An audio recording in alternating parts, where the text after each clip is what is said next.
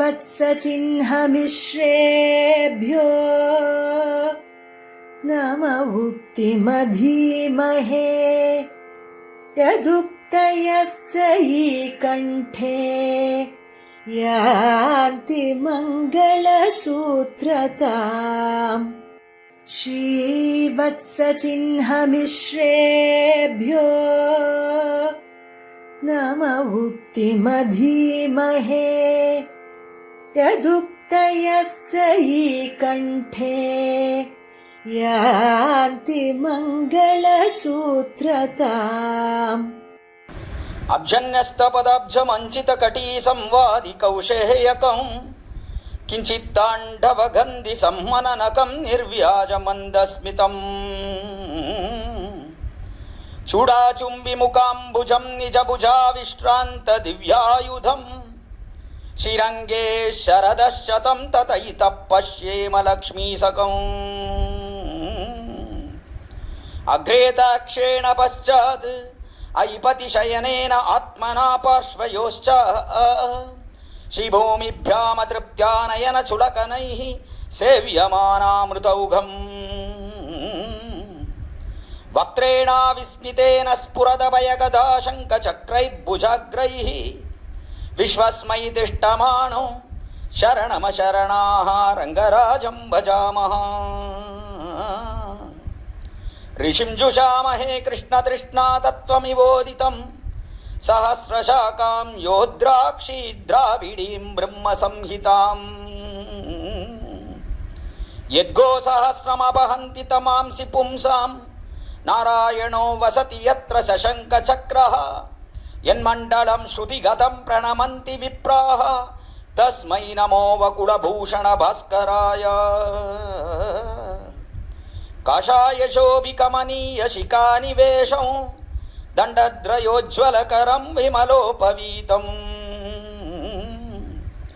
युद्धद्धिनेशनिभमुल्लसदूर्ध्वपुण्ड्रं रूपं तवास्तु यतिराजदृशोर्ममाग्रे श्रीवत्सचिह्नमिष्ट्रेभ्यो नम उक्तिमधीमहे यदुक्तयस्त्रयी कण्ठे यान्ति मङ्गलसूत्रताम् श्रीमत्यै विष्णुचित्तार्य मनोनन्दन हेतवे नन्दनन्दन सुन्दर्यै गोदायै नित्यमङ्गलम् श्रीमते रम्यजामातृमुनीन्द्राय महात्मने श्रीरङ्गवासिने भूयात् नित्यश्रीः नित्यमङ्गलम् एष नारायण श्रीमान् क्षीरार्णवनिकेतनः नागपर्यङ्कमुत्सृज्य हि आगतो मधुराம்புரீம் என்பது ஸ்ரீ விஷ்ணு புராணத்திலே பராசர முனிவர் தெரிவிக்கக்கூடிய அத்தியுதமான ஸ்லோகம். இந்த ஸ்லோகத்திலே நாராயணன் என்று சொல்லக்கூடிய எம்பெருமான் பரமபதத்திலே எழுந்தருளி இருக்கிறான் என்பதை முதலிலே காட்டினார். ஏஷ நாராயண ஸ்ரீமான் க்ஷீரார்ணவ நிகேதனஹா, அதே எம்பெருமானானவன் க்ஷீரசமுத்திரத்திலே பார்க்கடல்லே வந்து சேர்ந்தான் என்பதை தெரிவித்து நாகபரியங்கம் உத்ஸ்ருஜ்யஹி ஆகதோ மதுராம்புரீம், அந்த பார்க்கடல்லே இருக்கக்கூடிய எம்பெருமான் ஆதிசேஷனாகிற படுக்கையை விட்டல்லவா மதுரையிலே வந்து திருவவதாரம் பண்ணினான் கிருஷ்ணனாக என்ற விடத்திலே காட்டினார். இதனாலே பரமபதத்தை இருக்கக்கூடிய எம்பெருமான் இந்த அண்டங்களை சிருஷ்டித்து அண்டத்துக்குள்ளே வியூகரூபியாக, அதாவது திருப்பார்க்கடல்ல வந்து சேருகிறான் எம்பெருமான். அங்கிருந்து தான் அவதாரங்களை செய்கிறான் என்பதை அற்புதமாக காட்டுகிறார் இந்த ஸ்லோகத்திலே. அதற்கு சேர ஸ்ரீ கூரத்தாழ்வான் அவருடைய பஞ்சரத்னங்களாக இருக்கக்கூடிய இந்த பஞ்சஸ்தவம் அது அமைந்திருக்கிறது என்று பார்க்கிறோம். ஸ்ரீ கூரத்தாழ்வானாலே திருவரங்கம் பெரிய கோயிலிலே இருக்க முடியாதபடியாக ஒரு நிலை ஏற்பட்டது. சைவராஜா கிருமிகண்ட சோழன் அவனுடைய அந்த இம்சையாலே அங்கிருக்க முடியாமல் அங்கிருந்து புறப்பட்டு திருமாலிரும் சோழமலைக்கு எழுந்தருளினார். அப்படி எழுந்தருளும் காலத்திலே வழியிலே 2 ஸ்தவங்கள் ஆச்சரியமாக அனுகிரகித்தார் ஸ்ரீ குரத்தாழ்வான்னு பார்க்கிறோம். அதிலே முதல் ஸ்தவம் ஸ்ரீவைகுண்ட ஸ்தவம் என்கிற ஆச்சரியமான ஒரு ரத்னம். அந்த ஸ்ரீவைகுண்டஸ்தவத்தினுடைய அர்த்த விசேஷங்களை கீழே நாம் அனுபவித்து முடித்தோம். அது பரமபதநாதன் நிலைக்கு சேர அனுகிரகித்த அற்புதமான திவ்ய கிரந்தம் அது. அடுத்தபடியாக அதிமானுஷஸ்தவம் என்கிற அத்தியாச்சரியமான ஸ்தவம், இது இரண்டாவது ரத்னமாக இருக்கக்கூடியது. அந்த ரத்னத்தை அனுகிரகித்தார் ஸ்ரீ கூரத்தாழ்வான். அப்படிப்பட்ட ஆச்சரியமான அதிமானுஷஸ்தவம் என்கிற இந்த ஸ்தவத்திலே விபவாவதாரத்தை பற்றி தெரிவிக்கிறார் என்று பார்க்கிறோம். அதாவது எம்பெருமான் எத்தனையோ அவதாரங்களை இந்த லோகத்திலே செய்கிறானே, அந்த அவதாரங்களை கொண்டாட வேண்டும் என்று இழுகிறார் ஸ்ரீ கூரத்தாழ்வான்.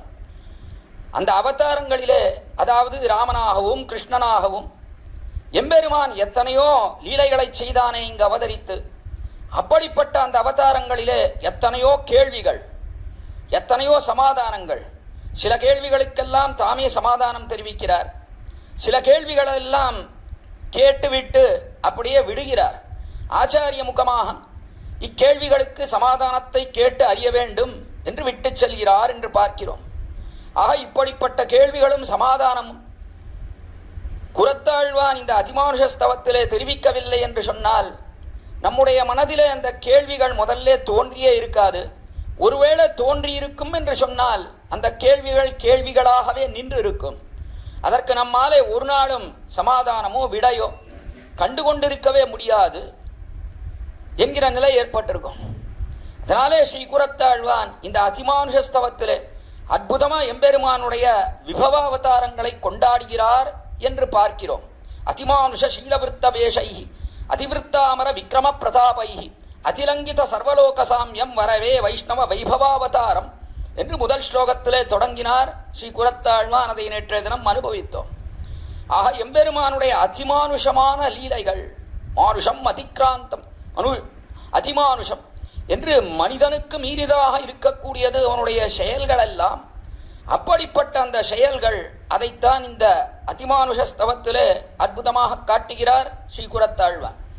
அப்படிப்பட்ட இந்த இரண்டாவது ரத்னம், அதில் இன்று நாம் அனுபவிக்க வேண்டிய ஸ்லோகங்கள் 6ஆம் ஸ்லோகத்திலிருந்து 10ஆம் ஸ்லோகம் பரியந்தமாக இந்த கோஷ்டியிலே அனுபவிக்க வேண்டும். கீழே 5 ஸ்லோகங்களை அனுபவித்து முடித்தோம். இனி 6ஆம் ஸ்லோகம் தொடங்கி அனுபவிக்க வேண்டும். இந்த 5 ஸ்லோகங்களிலே கூரத்தாழ்வான் காட்டக்கூடிய அர்த்தம் என்ன, அதிலே உண்டான அத்தியாச்சரியமான அனுபவங்கள் என்ன இத்தியாதியான விஷயங்களை எல்லாம் யதாவகாசம் யதாமதி இந்த கோஷ்டியிலே ஸ்ரீமத் வேதமார்க்க பிரதிஷ்டாபனாச்சாரிய உபய வேதாந்த பிரவர்த்தகராய் பரமஹம்ச பரிவ்ராஜகாச்சாரியராக எழுந்தருளி இருக்கக்கூடிய யதுகிரி யதிராஜ நாராயண ராமானுஜஜீயர் சுவாமி அவருடைய திருவடித்தாமரைகளை பலமாக கொண்டும் அடியனுடைய திருத்தகப்பனாருடைய கிருபா கடாட்சத்தை கொண்டும் இக்கோஷ்டியிலே சிற்சில விசேஷார்த்தங்களை விண்ணப்பிக்கிறேன்.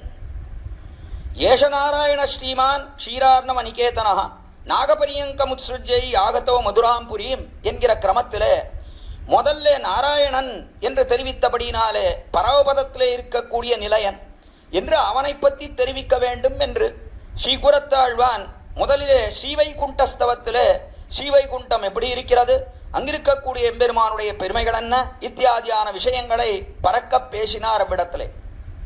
அடுத்தபடியாக அவனுடைய வியூக ரூபியாக எம்பெருமான் எழுந்தருளி இருக்கானே அதை பற்றி பேச வேண்டும். ஆனால் அதை பற்றி பேசாமல் இவ்விடத்திலே அதிமானுஷஸ்தவம் என்று எம்பெருமானுடைய அவதாரங்கள், அந்த அவதாரங்களிலே இழிந்து அதை அனுபவிக்கிறார் கூரத்தாழ்வான். என்னதான் அப்படி இருந்தாலும் கூட எம்பெருமான் பரமபதத்திலிருந்து புறப்பட்டு திருப்பார்கடலுக்கு வந்து சேருகிறார்.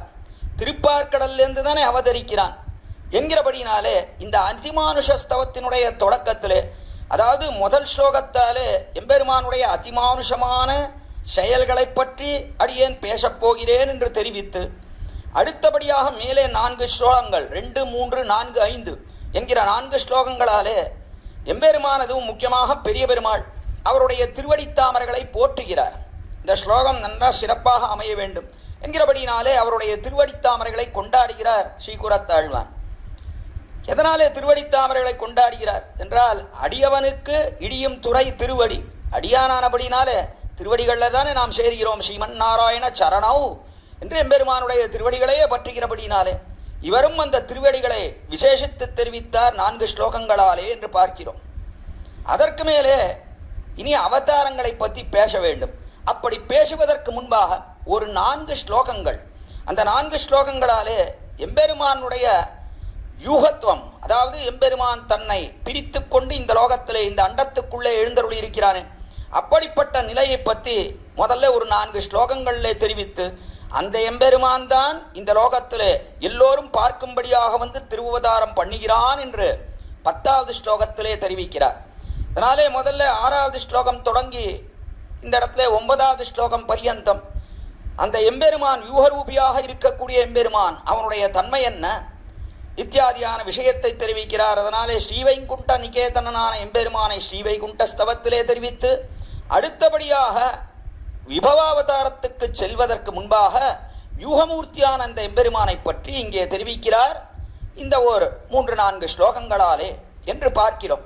ஆக அப்படிப்பட்ட ஆச்சரியமான ஒரு அனுபவம் இவ்விடத்திலே இந்த அதிமானுஷஸ்தவத்திலே, இந்த அதிமானுஷஸ்தவம்னு சொல்லக்கூடியதற்கு அது பரம ரசிக்கத்தக்கதாக இருக்கக்கூடிய ஸ்தவம்.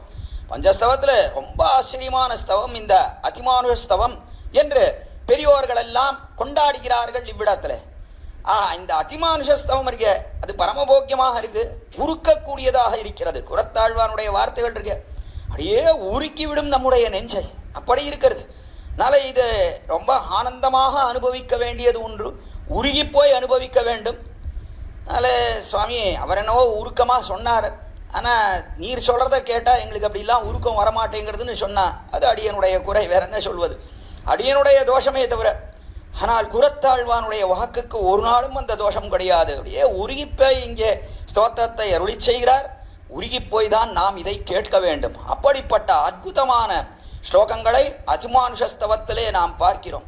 அதிலே 6வது ஸ்லோகம், அந்த ஸ்லோகத்திலே எப்படி இருக்கிறான் அந்த எம்பெருமான், யூகரூபியான எம்பெருமான், அவனுடைய நிலை என்ன என்பதை அற்புதமாக காட்டுகிறார். இவ்விடத்திலே அந்த 6வது ஸ்லோகத்தாலே ஞானம் பலம் விபுலமீஷண வீரிய சக்தி தேஜாம்சி ச த்ரியுகபூதம் உபாகதானி பூர்ணானி சச்ச பரிகிருஹ்ய பவம் சதுர்தா பக்தம் ஜனம் துவமனுஷ கிரஹிதானுராகாத். அது ஆச்சரியமான ஸ்லோகம். இது ஞானம் பலம் விபுலமீஷண வீரிய சக்தி என்று ஞானம் பலம் பெருமான் எப்படி இருக்கான் அப்படின்னா, அவனுக்கு முக்கியமாக இருக்கக்கூடியது 6 கல்யாண குணங்கள். எத்தனையோ குணங்கள் இருந்தாலும் அதில் முக்கியமாக இருக்கக்கூடியது இந்த 6 கல்யாண குணங்கள். அது எதுனா ஞானம் பலம் ஐஸ்வர்யம் வீரியம் சக்தி தேஜஸ் என்று சொல்லக்கூடிய 6 குணங்கள். இந்த 6 குணங்களோட கூடினவன் பெருமானுக்கு எத்தனையோ குணங்கள் இருக்கின்றன, எண்ணிலடங்காத குணங்களோட கூடினவனாக இருக்கிறான். பரவாசுதேவன் என்று எம்பெருமான் பரமபதத்தில் எழுந்தருளிருக்கானே, அவனுக்கு இந்த 6 குணங்கள் இருக்கின்றன. அந்த 6 குணத்தோட கூடின எம்பெருமான் தான் இந்த அண்டத்தை சிருஷ்டித்து அண்டத்துக்குள்ளே வந்து சேருகிறான். அண்டம்னு சொன்ன என்ன, 14 லோகங்கள், பூமியிலிருந்து தொடங்கி மேலே 6 லோகங்கள், பூஹு புவஹா மகா ஜனஹா தபஹா சத்தியம் என்று சொல்லக்கூடிய 7 லோகங்கள் பூமியிலிருந்து. அதுக்கு மேலே கீழே அதல வித்தல சுதல என்று வரிசையா தொடங்கி பாதாளம் பரியந்தம் 7 லோகங்கள். 14 லோகங்கள் கொண்டது ஒரு முட்டையினுடைய வடிவத்தில் இருக்கக்கூடியதுதான் அண்டம். இப்படிப்பட்ட இந்த அண்டத்தை சிருஷ்டித்து அதற்குள்ளே வந்து சேருகிறான் எம்பெருமான். அப்படி வரக்கூடியவன் எப்படி இருக்கான் அப்படின்னா, தன்னை 4ஆக பிரித்து கொண்டு வந்து எழுந்தருளி இருக்கிறான். பரமபதத்தில் இருக்கக்கூடியவன் பரவாசுதேவன், இங்கு வந்து சேர்ந்தவன் வியூகவாசுதேவன். அவனுக்கு வாசுதேவன் ஒரு திருநாமம், சங்கர்ஷணன் ஒரு திருநாமம், பிரத்யும்னன் ஒரு திருநாமம், அனிருத்தன் ஒரு திருநாமம். இப்படி 4ஆக பிரித்து கொண்டு இந்த லோகத்திலே எழுந்தருளி இருக்கிறான் அந்த எம்பெருமான். அதை முதல்ல தெரிவிக்கிறார் இங்கே. ஞானம் பலம் விபுலமீஷன வீரிய சக்தி தேஜஸ். அவனுக்கு எப்படி இருக்கு, ஞானம் பலம் எல்லாமே விபுலமீஷன. விபுலம் என்று சொன்னால் அளவிட முடியாததாக இருக்கிறது அந்த எம்பெருமானுக்கு.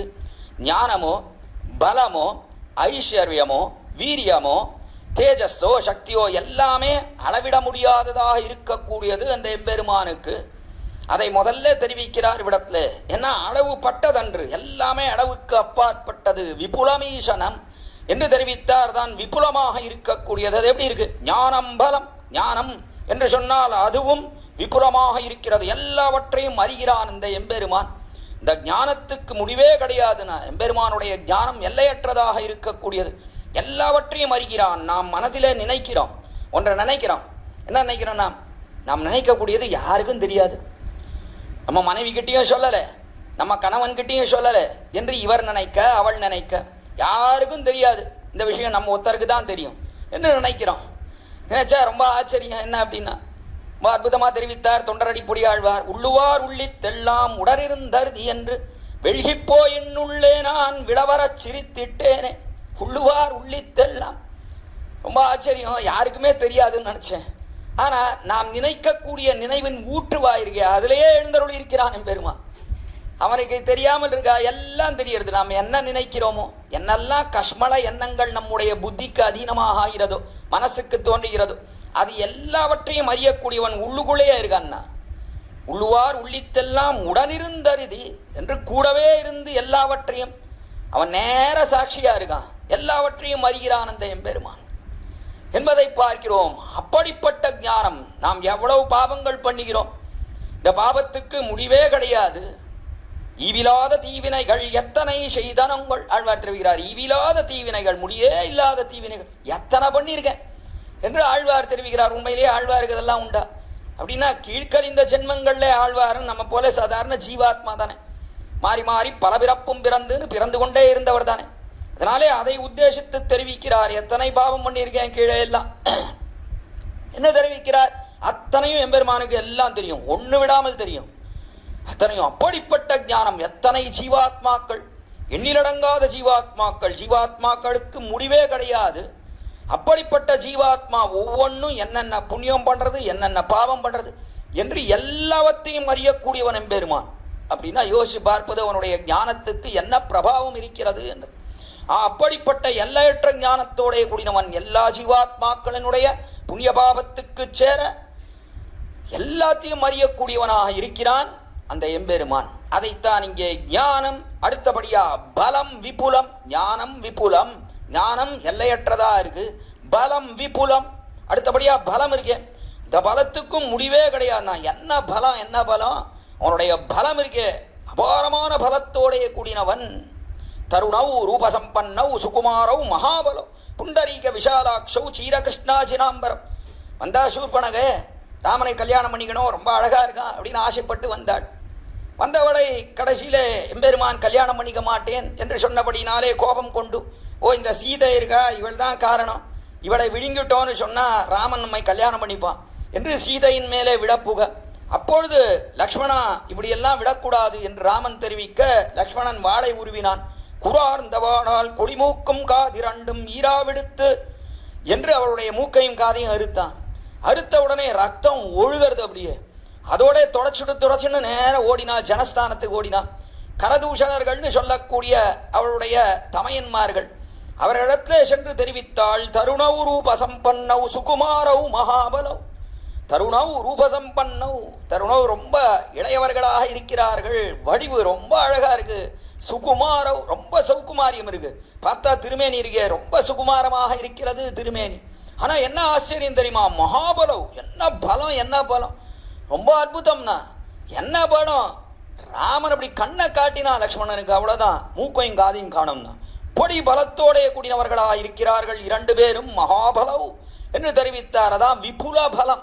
அவனுடைய பலம் இருக்கே இப்படிப்பட்டதுன்னு யாராலையும் அறியவே முடியாது. அப்படி பலத்தோடைய கூடினவன் அவன் என்று. ஞானம் பலம் விபுலம் ஈசன, அடுத்தபடியா ஈசன என்று தெரிவித்தால். விபுலம் ஈசன, ஈசன என்று சொன்னால் இடத்துல ஐஸ்வர்யம், அவனுடைய ஐஸ்வர்யம் இருக்கு. அது எப்படி இருக்கு அப்படின்னா, அதுக்கும் முடிவே கிடையாதுன்னா, அவனுடைய ஐஸ்வர்யத்துக்கு முடிவே கிடையாது. எல்லையற்ற ஐஸ்வர்யத்தோடைய கூடினவன். பொங்கோதம் சூழ்ந்த புவனியும் விண்ணுலகம் மங்காதும் சோராமே ஆழ்கின்ற வெம்பெருமான். செங்கோருடைய திருவரங்கச் செல்வனார்.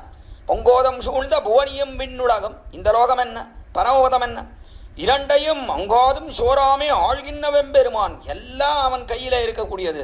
உபய விபூதிநாதன், விபூதிர் பூதிர் ஐஸ்வர்யம் என்று விபூதின்னு சொன்ன ஐஸ்வர்யம். நாளை இரண்டு ஐஸ்வர்யம் இருக்கே, இந்த லோகம் என்ன பரமபதம் என்ன, இரண்டுக்கும் தலைவனாக இருக்கக்கூடியவன் அவன். இதனாலே ஐஸ்வர்யத்திலே எந்த குறையும் கிடையாது. எல்லையற்ற ஐஸ்வர்யத்தோடே கூடினவன், ஐஸ்வர்யத்துக்கே அதிதேவதையான பெரிய பிராட்டியாரையே தனக்கென்ன படைத்தவன் இந்த எம்பெருமான். அப்படி இருக்கிறபடினாலே அவனுடைய ஐஸ்வர்யத்திலே எந்த குறையும் கிடையாது. எவ்வளவு அண்டங்கள், இந்த லீலா விபூதி அது முழுவதும் அண்டங்கள் நிறைந்திருக்கிறது. அந்த அண்டங்களுக்கெல்லாம் தலைவனாக இருக்கிறான். அதெல்லாம் அவனுக்கு ஐஸ்வர்யமாக இருக்கிறது. பரமபதம் அவனுக்கு ஐஸ்வர்யமாக இருக்கிறது. அப்படின்னா என்ன அர்த்தம்? ஐஸ்வர்யத்தை கொண்டு ஐஸ்வர்யமா இருக்குன்னு என்ன அர்த்தம்? அப்படின்னா ஐஸ்வர்யத்தை கொண்டு நாம் எதையும் சாதிக்கிறோம். அப்படின்னா எல்லாம் நம்ம வசமா இருக்கு. ஐஸ்வர்யம் நம்ம வசமா இருந்தால் நாம் எந்த பதார்த்தத்தையும் வாங்கலாம், எதையும் சாதித்து கொள்ளலாம்ங்கிறது ஏற்படுறது இல்லையோ. அதே போலத்தான் ஐஸ்வர்யம் என்று சொன்னால் என்ன? எல்லாம் அவனுடைய இச்சைக்கு அதீனமாக இருக்கிறது. அவன் இதை கொண்டு என்னவனா பண்ணலாம். அப்படிப்பட்டதுதான் அவனுடைய ஆச்சரியமான ஐஸ்வர்யம். அதைத்தான் இங்கே விபுலமீஷன என்று விபுலமாக இருக்கக்கூடியது எல்லையற்ற ஐஸ்வர்யம். விபுலமீஷன வீரிய சக்தி. அடுத்தபடியா வீரியம். வீரியம் இருக்க அதற்கும் ஒரு குறையும் கிடையாதுன்னா பலம் வீரியம். பலமுத்திலேயும் எந்த குறையும் கிடையாது. அதே போல வீரியம், அதாவது என்ன வீரியம்னா என்ன அப்படின்னா பலம் இருக்கலாம், ஆனாலும் எதிர்கொள்ளக்கூடிய ஒரு மனோ தைரியம் இருக்கணுமே, அதான் வீரியம். அந்த வீரியம் இல்லைன்னா பிரயோஜனம் இல்லை. அந்த வீரியம் இருக்கிறது. வால்மீகி முனிவர் 16 குணங்களை சொல்லி இந்த குணங்களோட கூடினவன் இந்நில உலகத்திலே இந்த காலத்திலே மனிதர்களுக்குள்ளே யார் என்று கேட்கிறார் ஸ்ரீ பாரத மகரிஷியை பார்த்து. அப்படி கேட்கும் காலத்திலே கவுங்கஸ்மின் சாம்பிரதம் லோகே குணவான் கஷ்ட வீரியவான். முதல்ல தெரிவித்ததே வீரியம்தான். நாளை குணத்தோடைய கூடியவன் வீரியவான் என்று வீரியத்தை தெரிவித்தார். நாளை வீரியம் வேணும்னா குணங்கள் எல்லாம் இருக்கு, அதுக்கு மேலே வீரியம் வேண்டாமா? வீரியம் இல்லைன்னா என்ன பிரயோஜனம்? பௌருஷத்துவம் வேண்டும், புருஷனாக இருக்கக்கூடிய தன்மை வேண்டும், அது வீரியம். அது அந்த வீரியம் இருக்கிறது இந்த எம்பெருமானுக்கு. அதுவும் அளவிட முடியாததாக இருக்கிறது. சவாசுதேவகா புருஷோத்தமஹா. அவன் ஒருத்தன் தான் புருஷோத்தமன். ஸ்ரீப்பாயம் இதரத் சர்வம். எல்லாம் பெண்களுக்கு சமானம். மற்ற பேர் எல்லாரும் ஜீவாத்மாக்கள் எல்லாம் பெண்களுக்கு சமானம். பரமாத்மா ஒருத்தன் தான் புருஷன், புருஷோத்தமன் அவன் ஒருவனே. அதனாலே அவனுக்கு அந்த வீரியம் இருக்கிறது. எல்லையற்ற வீரத்தனத்தோட கூடியிருக்கிறான் அந்த எம்பெருமான். வீரிய சக்தி. அடுத்தபடியா சக்தி என்று தெரிவித்தார். சக்தி வேணும். சக்தி இல்லைன்னா என்ன பிரயோஜனம்? கடைசியில எல்லாத்தையும் சாதிக்கக்கூடிய சக்தி இருக்கணுமே. எம்பெருமான் எல்லாத்தையும் அறிகிறான். ஞானம் இருக்கிறது அவனுக்கு. நாம் என்னெல்லாம் புண்ணியம் பண்றோம், என்னெல்லாம் பாவம் பண்றோம், எல்லாத்தையும் அறிகிறான் எம்பெருமான். ஆனால் அறிந்து என்ன பிரயோஜனம்? சக்தி இல்லை என்று சொன்னால் அந்த சக்திக்கு சேர காரியம் பண்ண முடியாது. பெருமானுடைய சக்தி இருக்க அளவிட முடியாத ஒரு சக்தி, விபுல சக்தி. எதிர்விகிறான் ஞானம் பலம் விபுலமீசன வீரிய சக்தி என்று அந்த சக்தி இருக்கே, அதற்கும் அளவே கிடையாது, முடிவே கிடையாது. எப்படிப்பட்ட சக்தி? நாம் எத்தனையோ புண்ணியபாப ரூப கர்மாக்களை பண்ணுகிறோமே, அந்த கர்மாக்களுக்கு சேர எம்பெருமான் பலத்தை கொடுக்கிறான். புண்ணியத்துக்கு சேர நமக்கு சுகத்தையும், துக்கத்துக்கு சேர நமக்கு பாவத்துக்கு சேர நமக்கு துக்கத்தையும் கொடுக்கிறான் எம்பெருமான். இப்படி எல்லாருக்கும் கொடுக்கிறானே, மாத்துறதே இல்லைனா ஒரு ஜீவாத்மா செய்த புண்ணிய பாவத்தை இன்னொரு ஜீவாத்மா தலையில ஏறிடுகிறானா? கிடையவே கிடையாது. எந்த ஜீவாத்மா பண்ணியதோ அதற்கு சேர்ந்திருக்கிறது அதனுடைய சுகதுக்கங்கள். புண்ணிய பாவங்களுக்கு சேர சுகதுக்கங்களை அந்தந்த ஜீவாத்மாவுக்கு சகாலங்களிலே கொடுக்கிறான், தகுந்த காலத்திலே கொடுக்கிறான். எல்லாத்தையும் ஒரேடியா துக்கத்தை கொடுத்துட்டே இருக்கிறது இல்லை, ஒரேடியா சுகத்தையும் கொடுக்கறது இல்லை. மாற்றி மாற்றி எம்பெருமான் ஒரேடியா துக்கத்தை கொடுப்பது என்று ஆரம்பித்தால் நம்மாலே தாங்கவே முடியாது. ஏன்னா அவ்வளோ பாவம் பண்ணியிருக்கோம். அந்த பாவத்துக்கு சேர நேர துக்கம் நமக்கு கொடுத்துட்டே இருக்கணும் எம்பெருமான். புண்ணியம் பண்ணதுன்றது ரொம்ப குறைவு. ஆனால் எம்பெருமான் என்ன பண்ணுறான்? பொறுக்கி பொறுக்கி எடுத்து இந்த பாவத்துக்கு சேர துக்கமும் அடுத்தபடியா ஒரு சுகமும் இப்படி மாறி மாறி கொடுக்கிறான். என்ன ஆச்சரியம்! எவ்வளவு ஜீவாத்மாக்கள், எவ்வளவு அண்டங்கள், அதில் இருக்கக்கூடிய ஜீவாத்மாக்கள் எண்ணிலடங்காதவை. அப்படிப்பட்ட ஜீவாத்மாக்கள் செய்த புண்ணிய பாப ரூப கர்மாக்கள் அதற்கும் முடிவே கிடையாது. அந்த முடிவில்லாத கர்மாக்களை எல்லாம் மனதிலே கொண்டு எம்பெருமான் ஒருவனே இருந்து கொண்டு இவைகளுக்கு தகுந்த காலங்களிலே சுகத்தையும் துக்கத்தையும் கொடுக்கிறான்னு சொன்னார். அது என்ன சக்தி? என்ன சக்தி? அபுய சக்தி என்று தெரிவித்தார் ஸ்ரீ வேதாந்த வாசரியர். நாளை அற்புதமான சக்தி. நான் இந்த சக்தி இருக்க, இது அற்புதமான சக்தி, நம்மாலே எண்ணி பார்க்கவே முடியாது. அப்படிப்பட்ட சக்தியோட கூடினவன். அதைத்தான் விபுல சக்தி என்று தெரிவித்தார். விடத்தை குறத்தாள் நான் விபுல சக்தி தேஜாம்சி திரியுக பூயம் உபாகதானி தேஜாம்சி. அடுத்தபடியா தேஜஸ், அவனுடைய தேஜஸ் இருக்க அதுவும் அளவிட முடியாதா இருக்கிறது. என்ன தேஜஸோட கூடியிருக்கிறான் எம்பெருமான். அவனுடைய தேஜஸ் இருக்க அதுவும் அளவிட முடியாதது. அதற்கும் முடிவே கிடையாது. இந்த கண் கொண்டு பார்க்க முடியாதபடியான ஒளி பொருந்திவனாக இருக்கிறான் அந்த எம்பெருமான். நாளை இப்படிப்பட்ட இந்த 6 குணங்கள் இருக்கு, அதை தெரிவிக்கிறார் இடத்துல. ஞானம், பலம், விபுலமீஷன, வீரிய, சக்தி, தேஜஸ்கள் என்று சொல்லக்கூடிய இந்த 6 குணங்கள். இந்த 6 குணங்கள் இருக்கு, இது எல்லாமே அவனிடத்திலே இருக்கிறது, பூர்ணமாக இருக்கிறது அவனிடத்திலே. ஆனால் ரொம்ப ஆச்சரியம் என்னன்னா, திரியுகபூயம் உபாகதானி, திரியுகபூயம் உபாகதானி என்கிறபடினாலே இதை பிரித்து கொள்கிறான் இரண்டாக. திரியுகம் என்றால் 2 6, 3 பேர் இடத்துல 2 இருக்கின்றன. இவ்விடத்துல யார் இடத்துல என்ன இருக்கு என்றால் சங்கர்ஷண, பிரத்யும்ன, அனிருத்தன் என்று சொல்லக்கூடிய 3 வியூக மூர்த்திகள். இந்த 3 வியூக மூர்த்திகள் இடத்துல சங்கர்ஷணன் என்று சொல்லக்கூடியவனிடத்துல ஐஸ்வர்யம் என்ன, அதே போல வீரியம் என்ன, இவை 2 அவ்விடத்துல, அதாவது ஞானம் என்ன, பலம் என்ன, ஞானம் பலம் இவை 2 சங்கர்ஷணனிடத்திலே இருக்கிறது. அடுத்தபடியா பிரத்யும்னன், அவனிடத்துல இருக்கக்கூடியது ஐஸ்வர்யமும் வீரியமும்.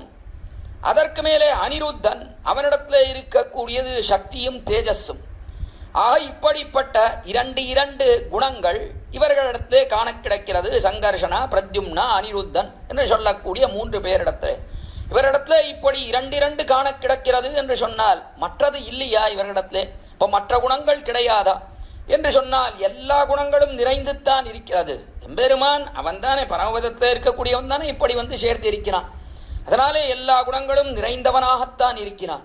இருந்தாலும் பிரதானமாக இந்த குணங்களை பார்க்கிறோம் இவர்களிடத்திலே. அதாவது சங்கர்ஷனிடத்திலே ஞானபலமும், அடுத்தபடியாக பிரத்யும்னனிடத்திலே ஐஸ்வர்ய வீரியமும், கடைசியாக அனிருத்தனிடத்திலே சக்தியும் தேஜஸும். இதை பிரதானமாக பார்க்கிறோம் இவர்களிடத்திலே. மற்றதெல்லாம் இருக்கு. சுவாமி நம்மாழ்வார் திருவாய்மொழி அருளி செய்கிறார். அருளி செய்யும் காலத்தை எத்தனையோ திவ்யதேசங்களை பாடுகிறார். அப்படி பாசுரம் பாடும் காலத்தில் அந்தந்த திவ்யதேசங்களிலே சில குணங்கள், அந்த குணங்கள் பெருமை வாய்ந்ததாக இருக்கின்றன. அந்த எம்பெருமானிடத்திலே இந்த குணத்தை நாம் பரிபூர்ணமாக அனுபவிக்கலாம் என்று தெரிவிக்கிறார் ஆழ்வார். அப்படி தெரிவிப்பதையெல்லாம் சேரப்பிடித்து அழகியமணவாள பெருமாள் நாயனார் தம்முடைய ஆச்சாரிய இருதயத்திலே அற்புதமாக காட்டுகிறார். இடத்திலே எந்தெந்த திவ்யதேசத்திலே எந்தெந்த குணம் பிரகாசிக்கிறது என்று தெரிவிக்கிறார். இப்படி அந்த குணம் என்ன பிரகாசிக்கிறதுன்னு சொன்னா அப்ப அந்த திவ்யதேசத்து எம்பெருமானிடத்திலே மற்ற குணங்கள் இல்லையா என்று விசாரித்தால் மற்ற குணங்கள் நிறைந்தவர்கள் தான். குணத்திலே எந்த குறையும் கிடையாது. அர்ச்சாவதாரத்தில் எல்லா குணங்களோடையும் கூடித்தான் இருக்கா. சகல கூட பரிபூர்ணனாக இருக்கிறான் எம்பெருமான். ஆனாலும் கூட அந்தந்த திவ்யதேசங்களிலே ஒவ்வொரு குணத்தை நன்றாக பிரகாசிப்பித்துக் கொண்டு எழுந்தருளி இருக்கிறான் எம்பெருமான். அதே போலத்தான் இவ்விடத்திலேயும் இங்கே எம்பெருமான் தன்னை 4ஆக பிரித்து கொண்டிருந்தாலும் பிரத்யும்னனிடத்திலே 2 குணம், சங்கர்ஷணன், அனிருத்தன் இவர்களிடத்திலே 2 குணங்கள் பிரதானமாக காண கிடக்கின்றன என்பதை பார்க்கிறோம். அதை முதல் வரியிலே தெரிவித்தார். ஞானம், பலம், விபுலமீஷன, வீரிய, சக்தி, தேஜாம்சிச்ச திரியுக பூயம் உபாகதானி என்று தெரிவித்து அதற்கு மேலே பூர்ணானி சஜ்ஜ பரிகிருக்ய பவம் சதுர்த என்று பூர்ணானி ச பரிகிருக்ய பூர்ணானி சச்ச பரிகிருக்ய என்று மொத்தம் 6 குணங்கள் இருக்கலையோ. அதாவது ஞானபலம், ஐஸ்வர்ய, வீரிய, சக்தி, தேஜஸுக்கள் என்று சொல்லக்கூடிய இந்த 6 குணங்கள். இந்த 6 குணங்களும் பூர்ணமாக இருப்பது வாசுதேவனிடத்திலே. வியூக வாசுதேவன் எப்படி பரவாசுதேவனிடத்துல இருக்கோ அதே போல வியூக வாசுதேவனிடத்திலே இந்த 6 குணங்களும் பூர்ணமாக இருக்கிறது. பூர்ணானி சஜ்ஜ பரிகிருக்யா, அதை பரிகிரகித்து கொண்டு பவம் சதுர்தாக தேவரீர் 4ஆக எழுந்தருளி இருக்கிறீர். அதாவது வாசுதேவ, சங்கர்ஷணன், வாசுதேவனிடத்தில் 6 குணங்களும் பூர்ணமாக இருக்கு.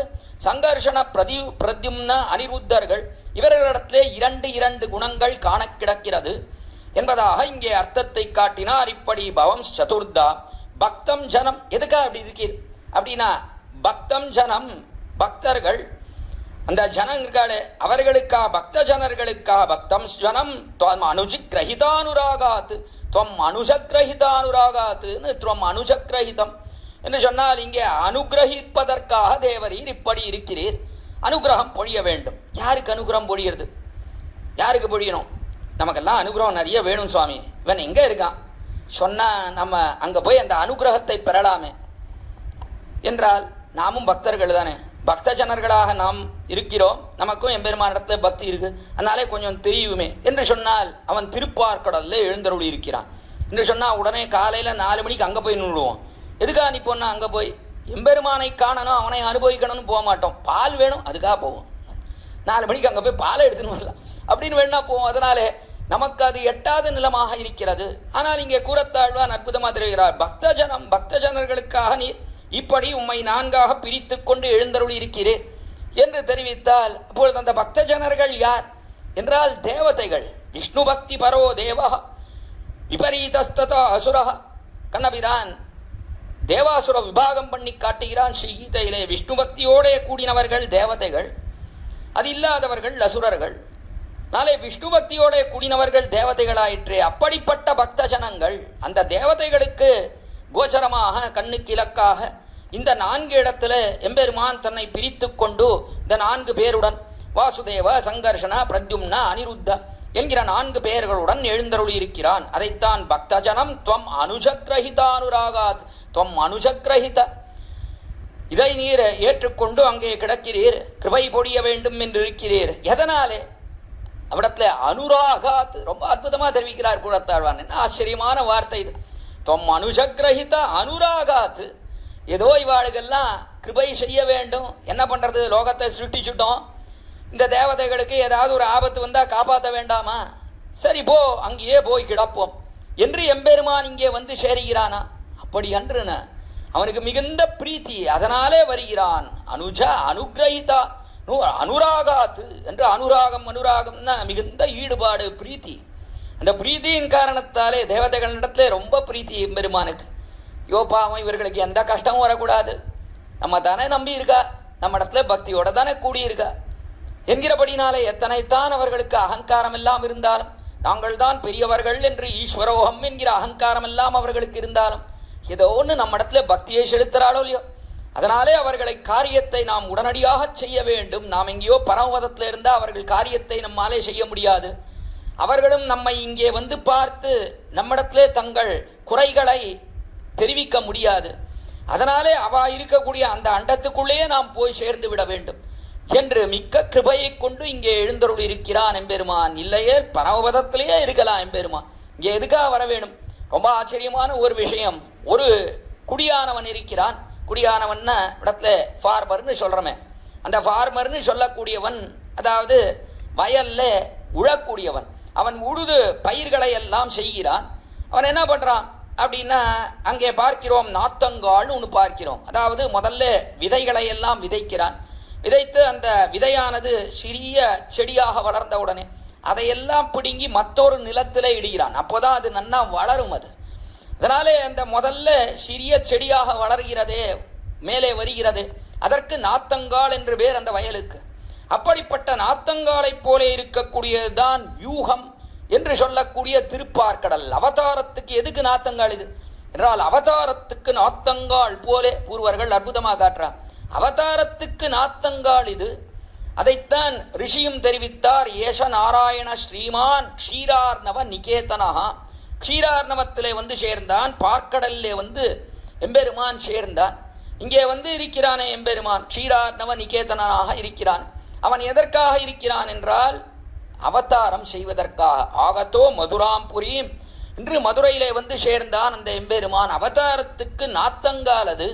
அவதரிக்க வேண்டும். அங்கேதான் நன்னா அவதாரத்தில் தான் பூர்ணமாக எப்படி பயிர்களானது நன்றாக முளைத்து நன்னா விடத்துல நெற்கதிர்கள் நன்றாக நெல்லை நமக்கு கொடுக்கிறதோ, அதே போலத்தான் எம்பெருமானுடைய குணங்களெல்லாம் ஆழமோடையாக பிரகாசிப்பது அவதாரங்களிலே.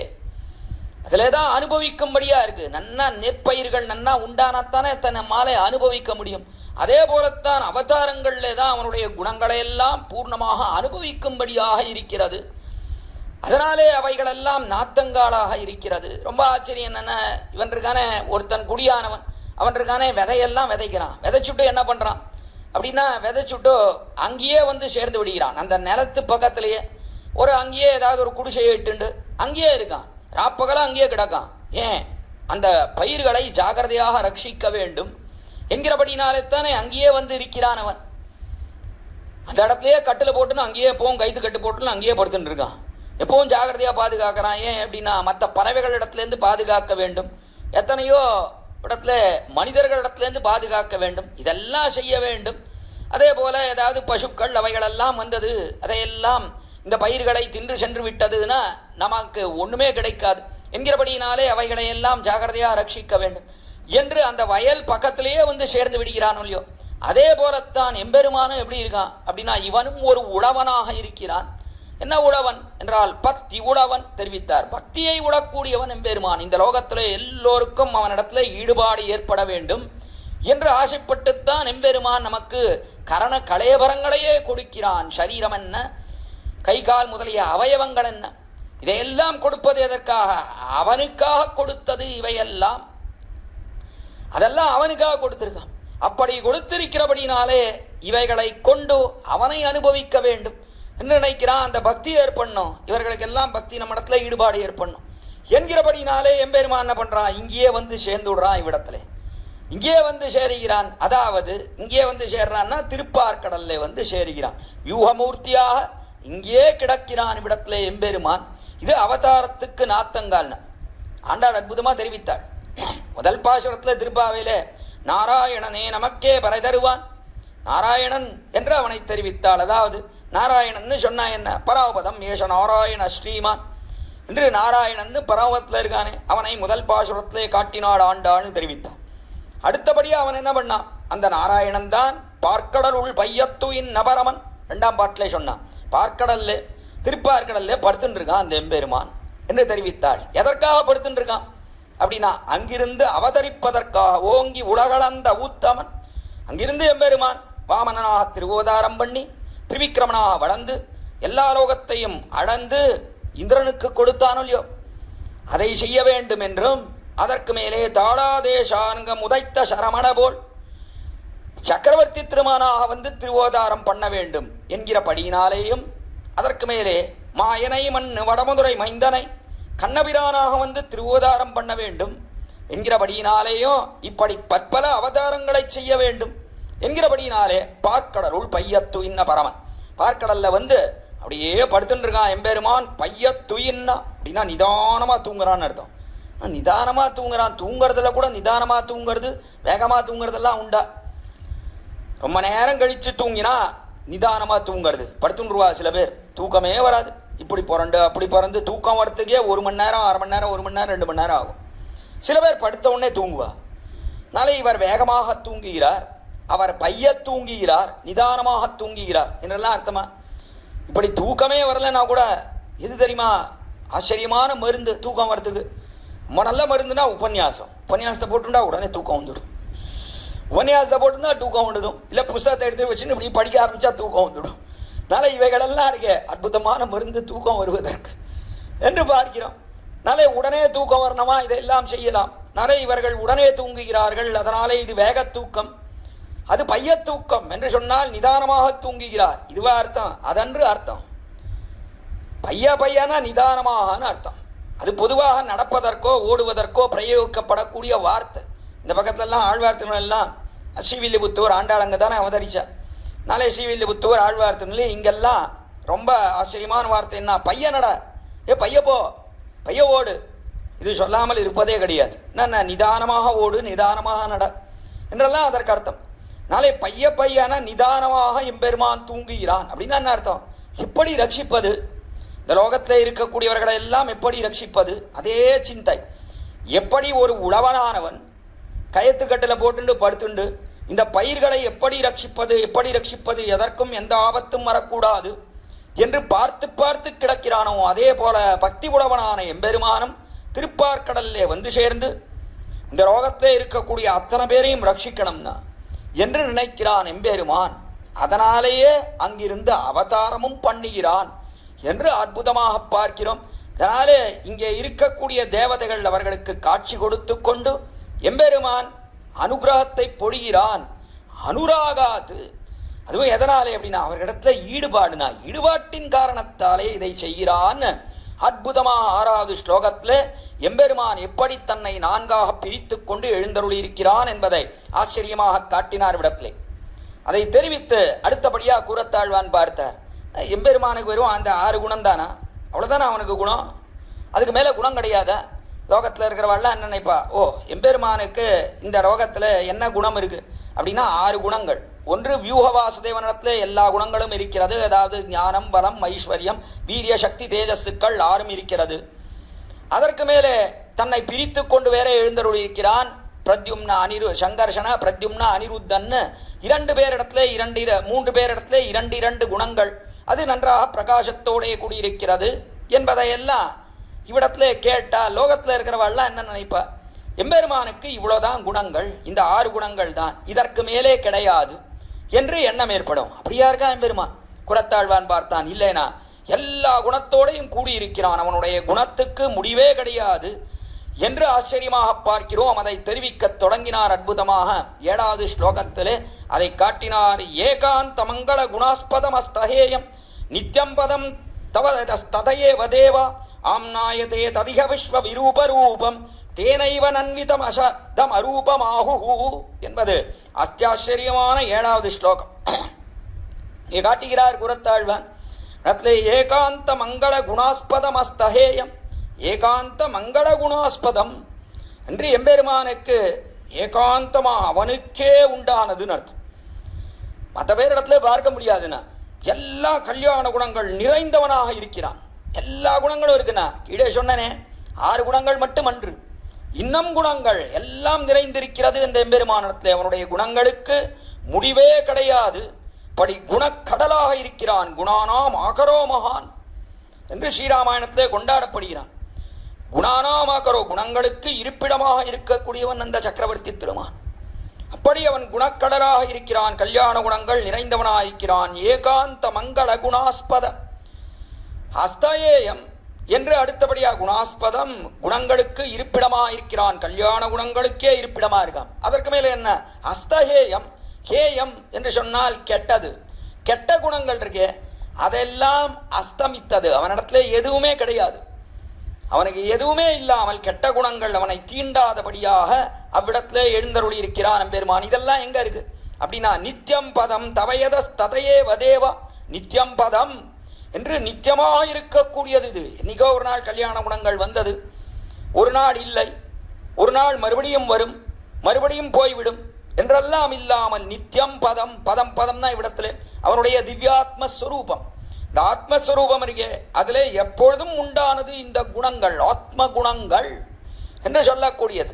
இந்த ஆத்ம குணங்கள் இருக்கே அது நிறைந்தவனா இருக்கிறான். அதுவும் கல்யாண குணங்கள் நிறைந்தவனா இருக்கான். அவனுக்கு கெட்ட குணங்களே கிடையாது என்று பார்க்கிறோம்.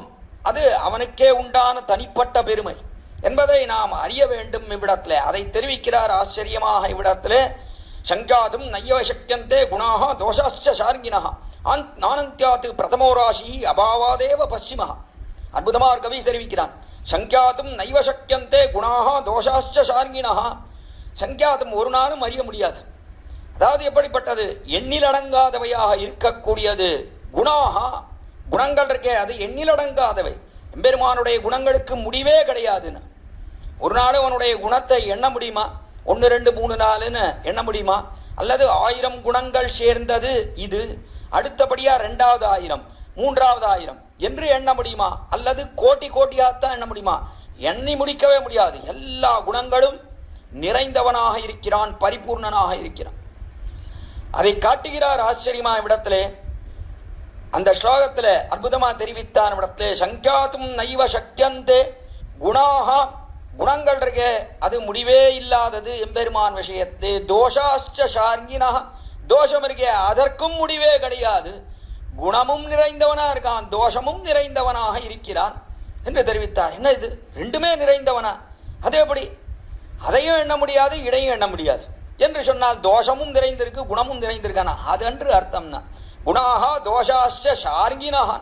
சார்ங்கத்தை உடையவன் சார்ங்கி என்று சார்ங்கின்னு சொல்லணும். அவனை சார்ங்கினஹா, சார்ங்கின்னு சொல்லணும், சாரங்கின்னு சொல்லக்கூட. சாருங்கன் என்று அவனுக்கு திருநாமம், சாரங்கன்னு திருநாமம் கிடையாது. சாரங்கின்னு சொன்ன ருத்ரனை காட்டும். அவன் தான் சாரங்கம் தான் மானை கையிலே உடையவன் அர்த்தம். சாரங்கி ருத்ரன், அவனை சொல்லலை, ஜாகிரதையாக சொல்லணும். சார்ங்கின்னு சொல்லமே தவிர சாரங்கின்னு சொல்லக்கூடாது.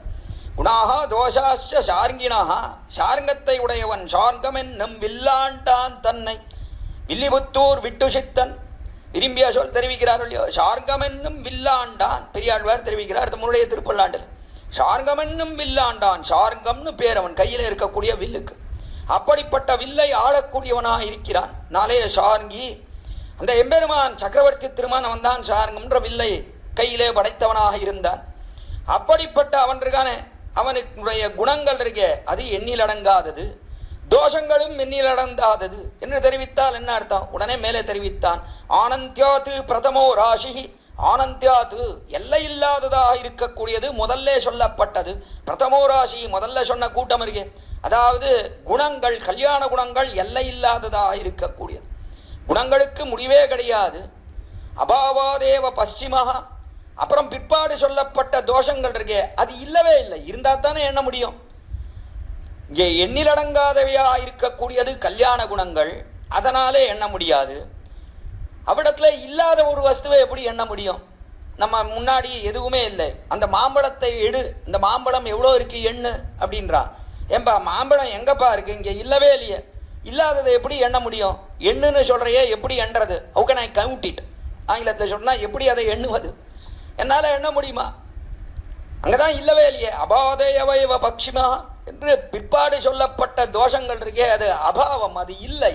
முதல்ல சொன்னதற்கு முடிவே கிடையாது, பிற்பாடு சொல்லப்பட்டது இல்லவே இல்லை. அதனாலே எம்பெருமான் விஷயத்தில் இதை எப்படி எண்ணுவது? மதிக்ஷயாது நிவர்த்தந்தே ந கோவிந்த குணக்ஷயாது, ஸ்திதிக்ஷயாது நிவர்த்தந்தே ந அந்தரிக்ஷ ஸ்ருதிக்ஷயாது என்று அற்புதமா ஒரு கவி தெரிவிக்கிறான். மதிக்ஷயாது நிவர்த்தந்தே ந கோவிந்த குணக்ஷயாது, மதிக்ஷயாது நிவர்த்தந்தே. மதி இருக்க புத்திக்கு அப்பாற்பட்டது எதுன்னு சொன்னா கோவிந்த குணக்ஷயாத் என்று கோவிந்தனுடைய குணத்துக்கு ஒரு குறையும் கிடையாது. மதிக்ஷயாது நிவர்த்தந்த, என்னுடைய புத்தி இருக்க அதாலே இத்தனைத்தான் எம்பெருமானுடைய குணங்கள் என்று என்னாலே பேச முடியும், அவ்வளவுதான் என்னாலே சொல்ல முடியும் என்று தெரிவித்தான். ஏன்பா அவ்வளவுதான் எம்பெருமானுடைய குணங்களா அப்படின்னா? நான் கோவிந்த குணக்ஷயாத், கோவிந்தனுடைய குணத்திலே ஒரு க்ஷயம் கிடையாது, அதுல ஒரு குறையும் கிடையாது. அதில் நிறைய குணங்கள் சொல்லிண்டே போலாம். ஆனா என்னுடைய புத்திக்கு எத்தினது இவ்வளவுதான், அதுக்கு மேல என்னாலே சொல்ல முடியாது. இது எதை போல இருக்கக்கூடிய தெரியுமா? ஆச்சரியமா அந்த திருஷ்டாந்தம் காட்டினார் இடத்துல. க்ஷிதிக்ஷயாது நிவர்த்தந்தே, அதாவது இக்ஷுக்ஷயாது நிவர்த்தந்தே நான் அந்தரீக்ஷ க்ஷிதிக்ஷயாது இக்ஷுக்ஷயாது நிவர்த்தந்தேனா ஒருத்தன் அம்பு விட்டுண்டே இருந்தான், அம்பு விட்டு முடிச்சுட்டான். முடிச்ச உடனே ஒருத்தன் வந்தான், ஏன்பா அம்பை எங்க விட்ட என்று கேட்டான்.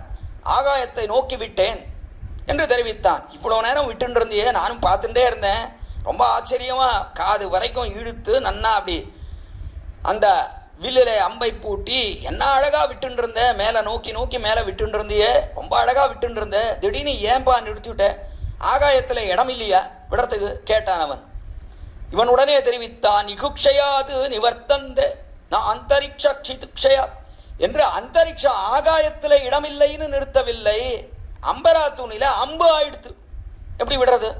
என்னுடைய அம்பரா துணியில குவிவர்னு சொல்றோமே ஆங்கிலத்துல, அந்த அம்பரா துணியில அம்பு இல்லப்பா, அம்பு இருந்தா தானே விட முடியும். அம்பு ஆயிடுத்து, ஆகாயத்துல என்னவோ இடம் இருக்கு. அதே போல கோவிந்தனுடைய கல்யாண குணங்கள் ஒரு நாளும் முடிய போவதே கிடையாது. என்னுடைய மதி புத்தி விசேஷத்துக்கு எவ்வளவு ஏற்றதோ அவ்வளவுதான் என்னாலே சொல்ல முடிஞ்சது என்று ஆச்சரியமாக தெரிவிக்கிறான் இடத்துல. அப்படி அவனுடைய குணங்களுக்கு முடிவே கிடையாது, ஒரு நாளும் முடிய போவதே கிடையாது.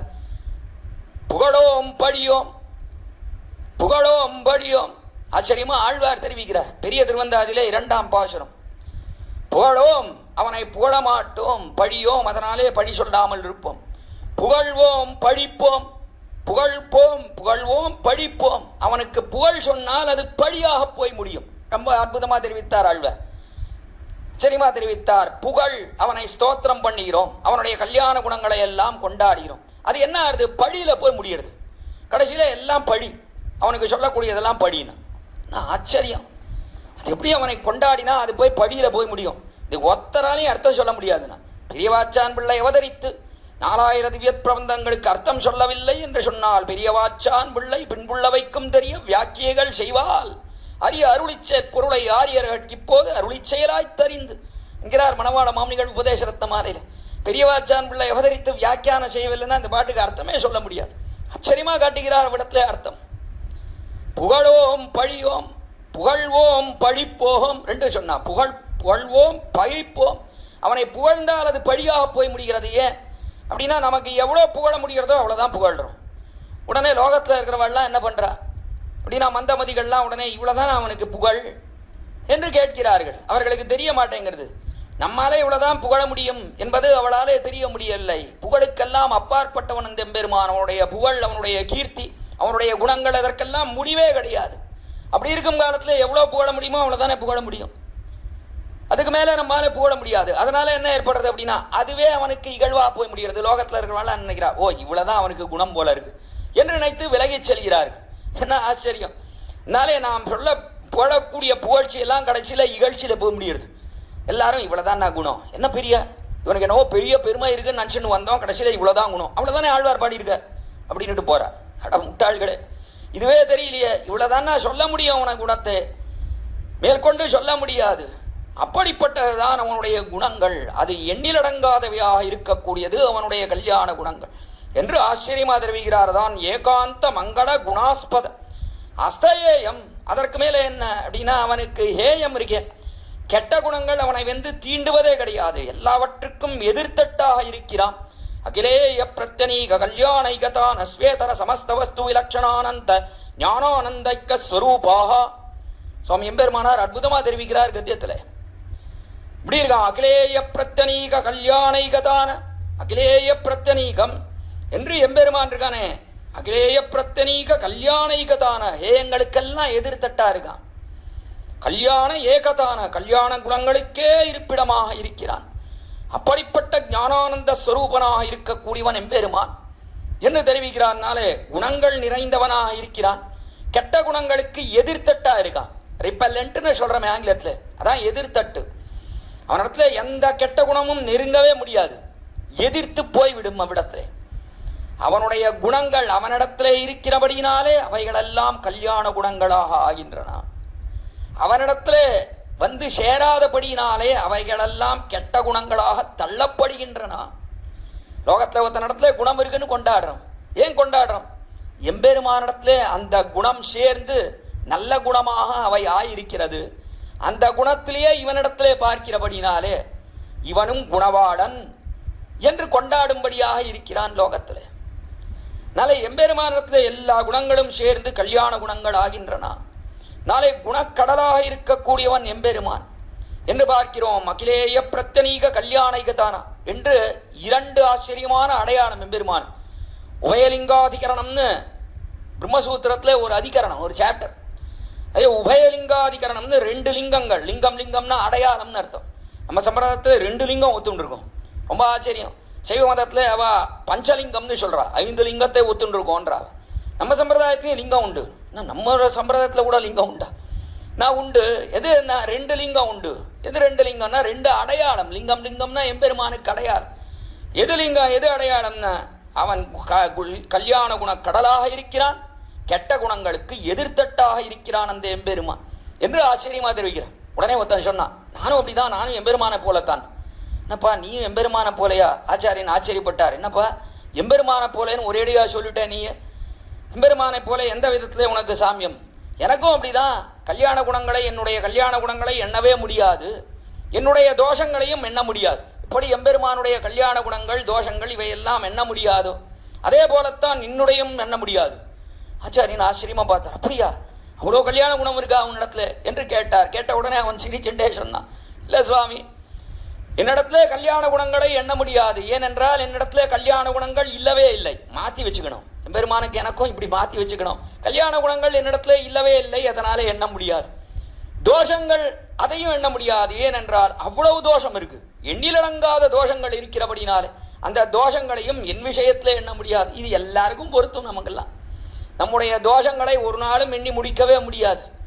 சர்வஞான எம்பெருமான் கூட, அவன் கூட எண்ணி முடிக்க முடியாதபடியான தோஷங்களோடைய கூடினவர்கள் நாம், பாவங்களோடைய கூடினவர்கள் என்று நாம் பார்க்கிறோம். ஆக நம்முடைய தோஷங்களுக்கு முடிவே கிடையாது. கல்யாண குணங்கள் இருக்கான்னு தேடி பார்க்கணும். நாளை அப்படிப்பட்டவர்கள் தான் நாம் எல்லோரும். எம்பெருமான் எப்படி இருக்கான்? கல்யாண குணங்களுக்கே இருப்பிடமா இருக்கான். அதை அற்புதமாக காட்டுகிறார். ஏகாந்த மங்கள குணாஸ்பத அஸ்தயேகம் நித்யம் பதம் தவயதஸ்ததயேவ தேவா. நித்யம் பதம் இது எப்படி இருக்கு? நித்தியமாக தேவருடைய திவ்யாத்ம ஸ்வரூபத்திலே இருக்கக்கூடியது ஆத்மா, எம்பெருமானுடைய ஆத்மானது எப்படி இருக்கு அப்படின்னா அது விபுவாக இருக்கக்கூடியது. எம்பெருமான் எல்லா இடத்தையும் நிறைந்தவனாக இருக்கிறான். நம்முடைய ஆத்மா எப்படி இருக்கு? அணுவா இருக்கு.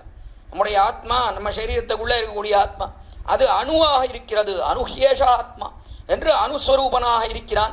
ஞானானந்தங்களாலே ஆனவன் ஆத்மா ஞான குணகனாக இருக்கிறான். ஞானத்தை தனக்கு குணமாக சுபாவமாக கொண்டவன் பகவத் அனன்யார்க சேஷபூதன். பகவானுக்கே அடிமைப்பட்டிருக்கக்கூடியவன் இந்த ஆத்மா. இவன் எப்படி இருக்கான்? அணுவா இருக்கான். ஹிருதய கமலத்திலே ஓரிடத்திலே இருக்கிறான் ஆத்மா. ஆனால் எம்பெருமான் எப்படி இருக்கான்? அவன் விபுவாக இருக்கிறான், எல்லாவிடத்திலையும் நிறைந்தவனாக இருக்கிறான். அதுதான் அவனுடைய தன்மை என்று இந்த ஆத்மா அறிக்கை. அந்த ஆத்மா ஸ்வரூபத்திலே சேர்ந்தது இவையெல்லாம் எல்லா குணங்களும் ஆத்ம குணங்களாக காண கிடக்கிறது என்று அதை தெரிவிக்கிற இடத்துல நித்தியம் பதம் தவயதஸ் ததையேவ தேவா. தவயதா தேவரீரிடத்துல இருக்கக்கூடிய ததையேவ தேவா. அதனாலே தேவரீர் தேவனே ஆமுனாயத்தே ததிக விஸ்வ விரூப ரூபம். அதனாலே எப்படி இருக்கு என்றால் இடத்துல ஆம்னாயத்தே சாஸ்திரங்கள். ஆம்னாயத்தேனா சாஸ்திரங்கள். சாஸ்திரங்கள் எல்லாம் என்ன சொல்றது அப்படின்னா தேவரீரை ததிக விஸ்வ விரூப ரூபம். அதனாலே என்ன அப்படின்னா ததிக இவ்விடத்திலே விஸ்வ விரூப ரூபம். இந்த லோகத்திலே விரூபம் என்றால் நீர் மாறுபட்டவராக இருக்கிறீர். லோகத்திலே இருக்கக்கூடியவர்களைப் போல நீர் இல்லை, நீர் மாறுபட்டவர். ஏன்? கல்யாண குணங்களுக்கே இருப்பிடமா இருக்கீர். கெட்ட குணங்கள் உம்மை தீண்டுவதே கிடையாது.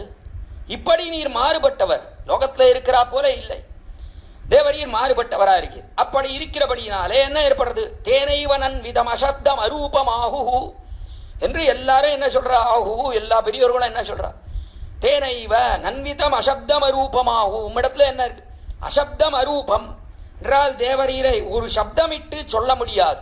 இன்ன பேரோடே கூடினவன் என்று சொல்ல முடியாது.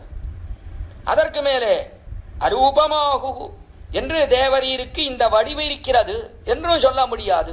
நதே ரூபம் நஜாகாரா நாயுதானி நஜாஸ்பதம். ஜிதந்தா ஸ்தோத்திரத்தில் பிரம்மா தெரிவிக்கிறான், நதே ரூபம் நஜாகாரா, இந்த வடிவு இருக்கிறது என்று உமக்கு சொல்லவே முடியாது. ஒரு பெண்ணினுடைய தன்மை, ஆணினுடைய தன்மை இவையெல்லாம் இருக்கிறது, அதையும் சொல்ல முடியாது. ஆயுதானி நஜாஸ்பதம் என்று ஆயுதங்களை உடையவனும் சொல்ல முடியாது. உமக்கு இருப்பிடம் இருக்கிறது என்றும் சொல்ல முடியாது. எதுவுமே கிடையாது உமக்கு. அப்படி நீ இருக்கிற ஆனாலும் கூட ததாபி புருஷாகாரோ, ஆனாலும் புருஷனுடைய ஒரு வடிவை கொண்டிருக்கிறேன். எதற்கா?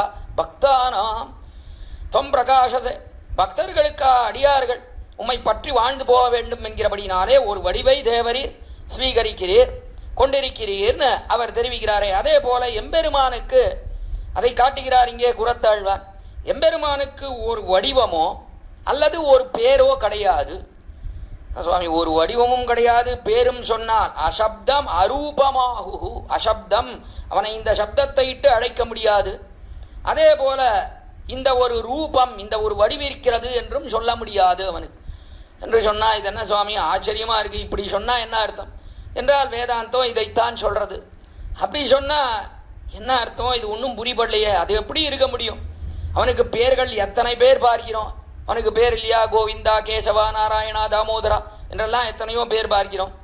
அதே போல ஒரு வடிவத்தோடைய கூடியிருக்கிறான் எம்பெருமான் என்றெல்லாம். ததாபி புருஷாகாரகா என்றெல்லாம் காட்டும் காலத்திலே அவனுக்கு ஒரு வடிவமும் இருக்கிறது என்று சொல்லும் காலத்தில் இங்கே அவனுக்கு வடிவும் கிடையாது, பேரும் கிடையாதுன்னா என்ன அர்த்தம்?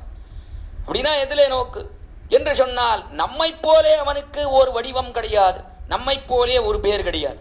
நம்முடைய வடிவம் எப்படி இருக்கு அப்படின்னா இது கர்மாதீனமாக ஆன வடிவு. நம்முடைய வடிவெல்லாம் என்ன அப்படின்னா நமக்கு ஒரு சரீரம் இருக்கு என்று சொன்னால் அது கர்மாதீனத்தாலே ஏற்பட்டது. இது என்ன ஆறுது? வளர்றது, குறையிறது. இதை தேகம் என்று சொல்லுகிறோம், இதை சரீரம் என்று சொல்லுகிறோம்.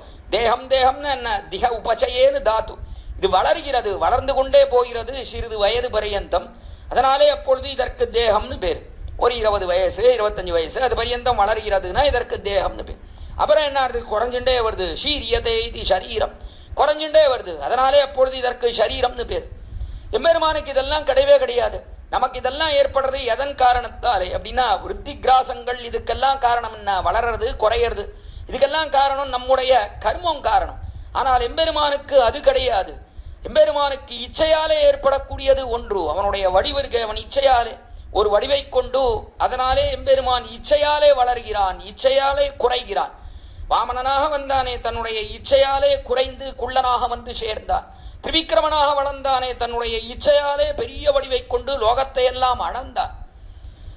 இதனாலே இதற்கெல்லாம் கர்மம் காரணம் என்று, எம்பெருமானுடைய இந்த விருத்தி கிராசங்களுக்கு கர்மம் காரணம் என்று, நம்முடைய விருத்தி கிராசங்களுக்கு கர்மம் காரணம். அப்படி இருக்கான். சதைவ ரூப ரூபாய ஏக வடிவு படைத்தவனாக இருக்கிறான் அந்த எம்பெருமான். அதே போலத்தான் பெயர்கள். அவனுக்கு பெயர் இல்லைன்னு சொன்னா அப்படி பெயர் இல்லாமல் போகும். சாஸ்திரநாமம்னு பீஷ்மர் அனுகிரகித்திருக்காரு, அவனுக்கு பேர் இல்லாமல் போகுமா என்று சொன்னால் அந்த பேர் இருக்க அவனுக்கு ஏகரீதியாக இருக்கிறது. நாராயணன் சொன்னா அவன் எப்பொழுதும் நாராயணனாக இருக்கிறான். அதிலே மாறுபாடே கிடையாது. உபய விபூதிநாதன் நாராயணன், எல்லா குணங்களோடையும் கூடினவன் நாராயணன், எல்லா பதத்தையும் வியாபித்திருக்கிறான் நாராயணன், எல்லா பதத்தையும் தனக்கு சரீரமாக கொண்டிருக்கிறான் நாராயணன். இதிலே என்னைக்காவது ஏதாவது மாறுபாடு உண்டா? ஒரு நாளும் மாறுபாடு கிடையவே கிடையாது பெருமானுக்கு. இந்த பேர்னு சொன்னா அப்படியே இருக்கு. ஆனால் அப்படி இருப்பதில்லை நம் விஷயத்துல. நம் விஷயத்துல என்ன ஏற்படுறது அப்படின்னா, இந்த ஜென்மத்திலே ஒரு பேர், போன ஜென்மத்திலே ஒரு பேர், அதுக்கு முந்தின ஜென்மத்திலே ஒரு பேர், அடுத்த ஜென்மம் வேண்டான்னா இதை கேட்ட பிற்பாடு நமக்கு அடுத்த ஜென்மம் கிடையாது. எம்பெருமானார் சம்பந்தத்தாலே, எம்பெருமானார் சம்பந்தம் ரொம்ப முக்கியம். எல்லாரும் எம்பெருமானார் சம்பந்தத்தை கொள்ள வேண்டும். இந்த எம்பெருமானார் சம்பந்தத்தாலே நமக்கு பேரு நிச்சயம், அடுத்த பிறவி கிடையாது என்று நாம் இருக்கலாம். ஆனால் ரொம்ப ஆச்சரியம் என்னன்னா, கீழ்கழிந்த பிறவிகள் எல்லாம் ஏதேதோ பேர்கள். அந்த பேர்கள் வியவஸ்திதமாக நம்மிடத்துல இருப்பதே கிடையாது. அந்த பேருக்கு தகுந்தா போலையும் நாம் இருப்பது கிடையாது. இந்த பேருக்கு தகுந்தா போல இருக்குமா? அதுவும் இருப்பது கிடையாது. நாராயணன் கோவிந்தன்லாம் பேர் வைக்கிறான். அந்த பேருக்கு தகுந்தா போல இருக்கோமானா இருக்குதில்லை. ஆனால் எம்பெருமான் அப்படி கிடையாது, ஏகரீதியா இருக்கான். அதனாலே இந்த சாதாரணமாக லோகத்திலே பார்க்கிறா போலே கிடையாது என்று சொல்ல வருகிறாரே தவிர அவனுக்கு பேரே கிடையாது, அவனுக்கு வடிவமே கிடையாது என்று இல்லவே இல்லை என்பதை சொல்லவில்லை இவ்விடத்தில். பலபலவே ஆவரணம் பேரும் பலபலவே, பலபலவே சோதி வடிவு பண் வெண்ணில். ஆச்சரியமா தெரிவிக்கிறார் ஆழ்வார். பலபலவே ஆவரணம் பேரும் பலபலவே, பலபலவே ஆவரணம் பேர் இருக்க பலபல. பெருமானுடைய பேரு எண்ணிலடங்காத திருநாமம். தேவோ நாமசாஸ்திரவான் என்று தேவனான எம்பெருமான் அவனுக்கு நாமங்கள் ஆயிரக்கணக்கான பெயர்கள். சாஸ்திரவான் என்று ஆயிரக்கணக்கான பெயர்களோடைய கூடினவன். நாளே அவனை இந்த பெயரை இட்டு அழைப்பது எல்லா பேரும் அவனுக்கு பொருந்தும்னா எல்லா பேரும் அவனுக்கு பொருந்தும். அவனுக்கு பொருந்தாததே கிடையாது. ஏன் அப்படின்னா எல்லாமே அவனுக்கு சரீரம் தானே. நாம் எல்லோரும் அவனுக்கு சரீரம். சரீரமானபடினாலே சரீரத்தை சொல்லக்கூடிய பெயர்கள் எல்லாம் ஆத்மா பரியந்தம் காட்டும். அது இல்லாமல் கிடையவே கிடையாது. இப்போ அடியனை ஸ்ரீராம் என்று அழைத்தால் சரீரம் மட்டுமா ஸ்ரீராம் கிடையாது, உள்ள இருக்கக்கூடிய ஆத்மாவோட சேர்ந்து தான். அப்படிதானே பார்க்கிறோம். அதே போலத்தான் இவ்விடத்தை நாமரூபங்கள் எல்லாம் எல்லா பதார்த்தங்களுக்கு இருக்கக்கூடியதே எல்லாம் அந்த பதார்த்தங்கள் அளவிலே இல்லாமல் உள்ளுக்குள்ளே இருக்கக்கூடிய எம்பெருமான் பரியந்தம் சென்று நிற்கும். எல்லாமே அவனுக்கு சரீரமா இருக்கு. அவன் ஆத்மா சாத்மாங்கோ தேவதா, அவன் ஆத்மாவாக இருக்கிறான். மற்ற எல்லா பதார்த்தங்களும் அவனுக்கு சரீரமாக இருக்கிறது என்று சொன்னால் சரீரத்தினுடைய பெயர்கள் எல்லாம் அவனுக்கு சென்று சேரும். இதனாலே எப்படி இருக்கக்கூடியது அவனுடைய பெயர் என்று தெரிவித்தால் அது ஏகரீதியாக இருக்கக்கூடியது. கர்மத்தின் காரணத்தாலே மாறுபாடை அடைவது என்பது கிடையாது. அதே போலத்தான் அவனுடைய வடிவு கர்மத்தின் காரணத்தாலே அது மாறுபாட்டை அடைந்தது என்பது எம்பெருமானுக்கு கிடையவே கிடையாது. அதைத்தான் இந்த ஸ்லோகத்தில் அற்புதமாக தெரிவிக்கிறார். இடத்துல கல்யாண குண பரிபூர்ணனாக இருக்கிறான்.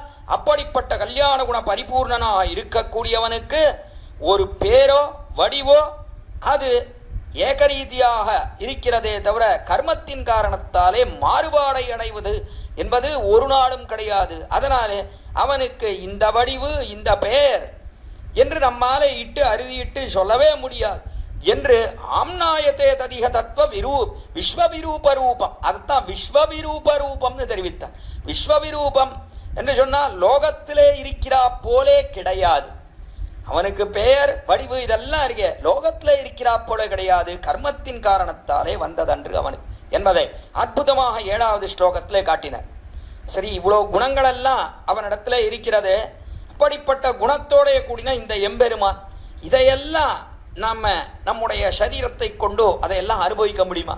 உடனே என்ன ஏற்படுறது? குணத்தை சொன்ன உடனே கல்யாண குணங்கள் நிறைந்தவன், கெட்ட குணமே கிடையாது. என்று சொன்னா உடனே அந்த பதார்த்தத்தை அனுபவிக்க வேண்டும். அது லோகத்துல எதுவானா இருக்கட்டும். லோகத்திலே ஒரு வஸ்துவை பத்தி ஒருத்தன் சொல்றான், இதுக்கு இவ்வளவு குணங்கள் எல்லாம் இருக்கு, அது எதுவனா இருக்கட்டும், ஒரு மேஜையா இருக்கட்டும், கட்டலா இருக்கட்டும், நாற்காலியா இருக்கட்டும், அல்லது போனா இருக்கட்டும், மற்ற எந்த பதார்த்தமா இருக்கட்டும், அதுக்கு நிறைய குணங்கள் சொல்றான்.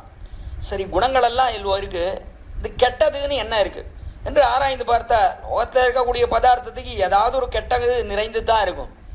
கெட்டதுன்னு அது என்ன இருக்கு என்று ஆராய்ந்து பார்த்தா அது ரொம்ப குறைவா இருக்கு, குணங்கள் நிறைய இருக்கு. அப்படின்னா உடனே என்ன பண்றோம், அந்த பதார்த்தம் நமக்கு வேண்டும் என்று ஆசைப்படுகிறோம். நமக்கு அந்த பதார்த்தம் கட்டாயம் வேணும் தான் என்று நாம் நினைக்கிறோம். எப்படியாவது அந்த பதார்த்தத்தை விலை கொடுத்து வாங்க வேண்டும் என்று நமக்கு ஆசை ஏற்படுது. இப்போ எம்பெருமான் விஷயத்துல குணங்களே நிறைந்திருக்கிறது, தோஷமே கிடையாது என்று சொன்னா உடனே லோகத்தில் இருக்கிற ஆஹா, இப்படி கூட குணக்கடலாக இருக்கக்கூடிய எம்பெருமான்னு சொன்னா அவனை நேர பார்க்கணுமே, அவனை பத்தி காதாலே கேட்கணுமே, எல்லாம் அவன் விஷயமாக இந்த இந்திரியங்களை கொண்டு அனுபவிக்கணுமே என்கிற ஆசை ஒன்று வருகிறது. அப்படி வந்தது என்று சொன்னால் அவனை அனுபவிக்க முடியுமா? இந்த இந்திரியங்களை கொண்டு, அதாவது செவி, வாய், கண், மூக்கு, உடல் என்று சொல்லக்கூடிய இந்த பஞ்சேந்திரியங்கள் இருக்கு, இந்த பஞ்சேந்திரியங்களை கொண்டு அந்த எம்பெருமானை அனுபவிக்க முடியுமா என்று கேட்டால் அடுத்தபடியா கூறத்தாழ்வான் தெரிவிக்கிறார், அவனை இந்த இந்திரியங்களை கொண்டு அனுபவிக்க முடியாது. அதை தெரிவிக்கிறார் அடுத்தபடியாக இவ்விடத்துல 8ஆம் ஸ்லோகத்தாலே. அந்த எம்பெருமான் அனுபவிக்க முடியுமா? அவனை எல்லா இடத்துலையும் நிறைந்திருக்கான், பார்த்த இடத்துல எல்லாம் அவன் பரிபூர்ணமாக இருக்கிறான். கண்ணாலே பார்க்க முடியறதா? பார்க்க முடியலையே. அவனை பத்தி எல்லா இடத்துலையும் யாராவது ஒருத்தர் அவனை பத்தி பேசினால் கேட்க முடியறதே தவிர நேராக அவன் பேசுவதை நம்மாலே கேட்க முடியறதா? கேட்க முடியலையே. அவனை நேராக தீண்ட முடியறதா? தீண்ட முடியவில்லையே. அவன் நடக்கிறான், அமர்ந்தான், சயனித்தான், இதையெல்லாம் பார்க்க முடியறதா? பார்க்க முடியலையே. எதையுமே அவனுடைய வாசனையை நுகர முடியறதா? எல்லா இடத்துலையும் நிறைந்திருக்கான். சர்வகந்தா என்று அவனுக்கு திருநாம், எல்லா வாசனைக்கும் இருப்பிடமாக இருக்கிறான் அந்த எம்பெருமான். அப்படிப்பட்டவன் அவன் எல்லா இடத்துலையும் நிறைந்திருக்கிறான். ஆனா அவனுடைய வாசனையை நுகர முடியறதா? ஏதேதோ கெட்ட வாசனைகள் தான் மூக்குக்கு விஷயமாறுது, நல்ல வாசனையை நுகர முடிவதில்லை, அவனுடைய வாசனையை நுகர முடிவதில்லை நம்மாலே. ஆக இப்படி அவனை பற்றி பேசுகிறோம் நாம், ஆனால் அவன் பேசுவதை பார்க்க முடியறதா? கேட்க முடியறதானா? அதெல்லாம் முடிய மாட்டேங்க. ஏன்? காரணம் என்ன? அதை தெரிவிக்கிறார் ஆச்சரியமாக இந்த 8வது ஸ்லோகத்திலே. சப்தாதியே ஹமய கோச்சர இந்திரியானாம் தத்பத்தனீக விபவஸ்துவமதீந்திரியோசி தேனைவ தேன பத தர்சனம் அஸ்தி கிஞ்சித் வாச்சோதியஸ்ச ததையேவ நகோச்சரோசி. ரொம்ப ஆச்சரியமான ஸ்லோகம், அற்புதமாக காட்டுகிறார் இங்கே. இதெல்லாம் வேதாந்த அர்த்தம். அதை எல்லாத்தையும் இங்கே கூறத்தாழ்வான் ஆச்சரியமாக இவ்விடத்துல சம்ஸ்கிருதத்தில் தமிழ் தெரியாதவர்களும் அறிய வேண்டும். ஆழ்வார்களுடைய ஸ்ரீசூக்தி முக்கியமா, அதிலே தான் ஆழ்வார்கள் இந்த அர்த்தங்களை எல்லாம் தெளிவாக காட்டுறா. வேதாந்தம் இருக்கே, அதை எவ்வளவு நாம் கற்றாலும் இதிலிருந்து இந்த அர்த்தங்களை எல்லாம் நாம் நிரூபணம் பண்ணுவது மிகவும் சிரமம். அதனாலே வேதத்தை தமிழாக்கினார்களே ஆழ்வார்கள், அவர்கள் ஸ்ரீசூக்தியில தான் இதையெல்லாம் அனுபவிக்கிறோம். அதனாலே கூறத்தாழ்வான் பார்த்தார் இவ்விடத்திலே, இப்படி தமிழ் பாஷையிலே இருக்கும் என்று சொன்னால் வடதேசத்தைச் சேர்ந்தவர்கள், சம்ஸ்கிருதம் மட்டும் அறிந்தவர்கள், அவர்களெல்லாம் வேதாந்தத்திலே மூழ்கி அர்த்தமெல்லாம் அறிந்து கொள்ளாமல் போய்விட்டால் என் செய்வது? அவர்களுக்கும் இந்த அர்த்தம் போய் சேர வேண்டும். ஆழ்வார்கள் எவ்வளவு சுலபமாக ஆக்கி கொடுத்திருக்கா, இந்த அர்த்தமெல்லாம் அவர்களுக்கும் போய் சேர வேண்டும் என்கிற சுபமான விசாலமான திருவுள்ளத்தாலே ஸ்ரீகுரத்தாழ்வான் சாஸ்திரார்த்தத்தை சுலபமாக ஆழ்வார்கள் அருளி செய்த பிரக்கிரியையிலே சம்ஸ்கிருதத்தில் ஆக்கி கொடுக்கிறார். அதை இவ்விடத்திலே பார்க்கிறோம் ஆச்சரியமா 8வது ஸ்லோகத்திலே. சப்தாதியே ஹமய கோச்சர இந்திரியானம். சப்தாதி ஏயமய, ஹேயம் மிகவும் தாழ்ந்ததாக இருக்கக்கூடியது. அப்படிப்பட்ட சப்தாதிஹேயம், சப்தஸ்பர்ஷ ரூபரசகந்தம், சப்த ஆதி, சப்தம் முதலியவைகள் என்று சொன்ன என்ன? சப்தஸ்பர்ஷம், சப்தம் காதாலே கேட்கிறோம், 5 இந்திரியங்களை பார்க்கிறோம். 5 இந்திரியங்களுக்கு 5 இந்திரியங்கள், 5 விஷயங்கள். 5 இந்திரியங்களுக்கு 5 விஷயங்கள். 5 இந்திரியங்கள் செவி, வாய், கண், மூக்கு, உடல் என்று சொல்லக்கூடியது 5 இந்திரியங்கள். இதுக்கு 5 விஷயங்கள். அதைத்தான் சப்தாதி என்று தெரிவிக்கிறார் இடத்துல. அது ஏயமானது, தாழ்ந்தது, தாழ்ந்ததாக இருக்கக்கூடிய சப்தங்கள், அதையெல்லாம் காது கேட்கிறது. காதாகிற இந்திரியம் அது சப்தங்களை அனுபவிக்கிறது. சப்த ஸ்பர்ஷ, ஸ்பர்ஷம்னா உடல் தோல் இருக்க, இது யாரையெல்லாம் தீண்டக்கூடாதோ அவர்களை எல்லாம் தொட வேண்டும், தீண்ட வேண்டும்னு ஆசைப்படுகிறது. சப்த ஸ்பர்ஷ. ரூபம், கண்ணானது எதையெல்லாம் பார்க்கக்கூடாதோ யாரையெல்லாம் பார்க்கக்கூடாதோ அவர்களையெல்லாம் பார்க்க வேண்டும், அதையெல்லாம் பார்க்க வேண்டும் என்று ஆசைப்படுகிறது கண்ணானது. ரசம், நாக்கு இருக்க, எதையெல்லாம் அனுபவிக்க கூடாதோ அந்த ரசங்களை எல்லாம் அனுபவிக்க வேண்டும். ஹேயமானது தாழ்ந்த ரசங்கள், அதை அனுபவிக்க வேண்டும் என்று நாக்கானது ஆசைப்படுகிறது. அதுக்கு ருச்சிக்கு அதுவே விஷயமா இருக்கு. தாழ்ந்ததெல்லாம் அங்கேயும் இங்கேயும் போய் ருச்சிக்கணும். ஏதோ எச்சில் சோறு இருக்க அங்கே இங்கே வச்சிருக்கானே அதெல்லாம் போய் நாம் உண்ண வேண்டும், அதையெல்லாம் கொள்ள வேண்டும். அதுதான் ரசமா இருக்கு, பரம போக்கியமா இருக்கு, போக்கியமா இருக்குன்னு எம்பெருமானுக்கு தழியை சமர்ப்பித்து அதை நாம் உட்கொண்டோம் என்று சொன்னால் அதெல்லாம் அவ்வளோ ரசமா இல்லைன்னா, எம்பெருமானுக்கு காட்டின பிரசாதங்கள்லாம் ரசமா இல்லைன்னு எங்கெங்கேயோ போய் கியூவில் நின்றுண்டு எச்சி சோறு சாப்பிட்றாரு, அதெல்லாம் பரம போக்கியமா இருக்குன்னு அதுதான் ரசமா இருக்கு. என்ன பண்றது, நாக்குக்கு அது ரசமாக இருக்கிறது. அதற்கு மேலே இவ்விடத்தே சப்த ஸ்பர்ஷ ரூப ரச கந்தம், மூக்கு இருக்க, அது நல்ல வாசனை என்று சொன்னால் அதை ஆசைப்பட மாட்டேங்கிறது. ஏதேதோ வாசனைகள் அதை ஆசைப்படுகிறது லோகத்தில். எங்கெங்கேயோ போய் நின்றுண்டு இந்த வாசனை ரொம்ப நன்னா இருக்கு நன்னா இருக்கு என்று எதெல்லாம் நாம் மூக்காலே நுகரக்கூடாதோ அந்த வாசனையெல்லாம் அனுபவிக்கிறார்கள் லோகத்தில் இருக்கக்கூடியவர்கள். இந்த இந்திரியங்கள் எல்லாம் இப்படிதான் இருக்கு, இதெல்லாம் தாழ்ந்ததாக இருக்கிறது. சப்தாதி ஏயமய கோச்சரம் இந்திரியானாம், இதெல்லாம் இந்திரியங்கள் ஐந்திரிகமான இந்த வஸ்துக்களைத்தான் கிரகிக்கிறது. அப்படிப்பட்ட இந்திரியங்கள் இவைகள் இந்த லோகத்தில் இருக்கக்கூடியதைத்தான் கிரகிக்கிறது. ஆனால் இதற்கெல்லாம் அப்பாற்பட்டவனான எம்பெருமான் அவனை கிரகிக்க மாட்டேன் என்கிறது, அவன் விஷயமாக மாட்டேன் என்கிறான். ஏன் என்று சொன்னால் இவைகள் எப்பொழுதும் இதர விஷயங்களிலே மண்டி கிடக்கிறது. சப்தஸ்பர்ஷ ரூபரசகந்தம் என்கிற இவைகளையே அனுபவிக்க வேண்டும், எம்பெருமான் விஷயத்திலே இதை ஆக்க வேண்டும் என்று இந்த இந்திரியங்கள் இல்லாமல் இருக்கிறது. இந்த லோகத்தில் அவ்வளோதான், நான் இந்த இந்திரியங்களுக்கு அவ்வளோதான் சக்தி விசேஷம்.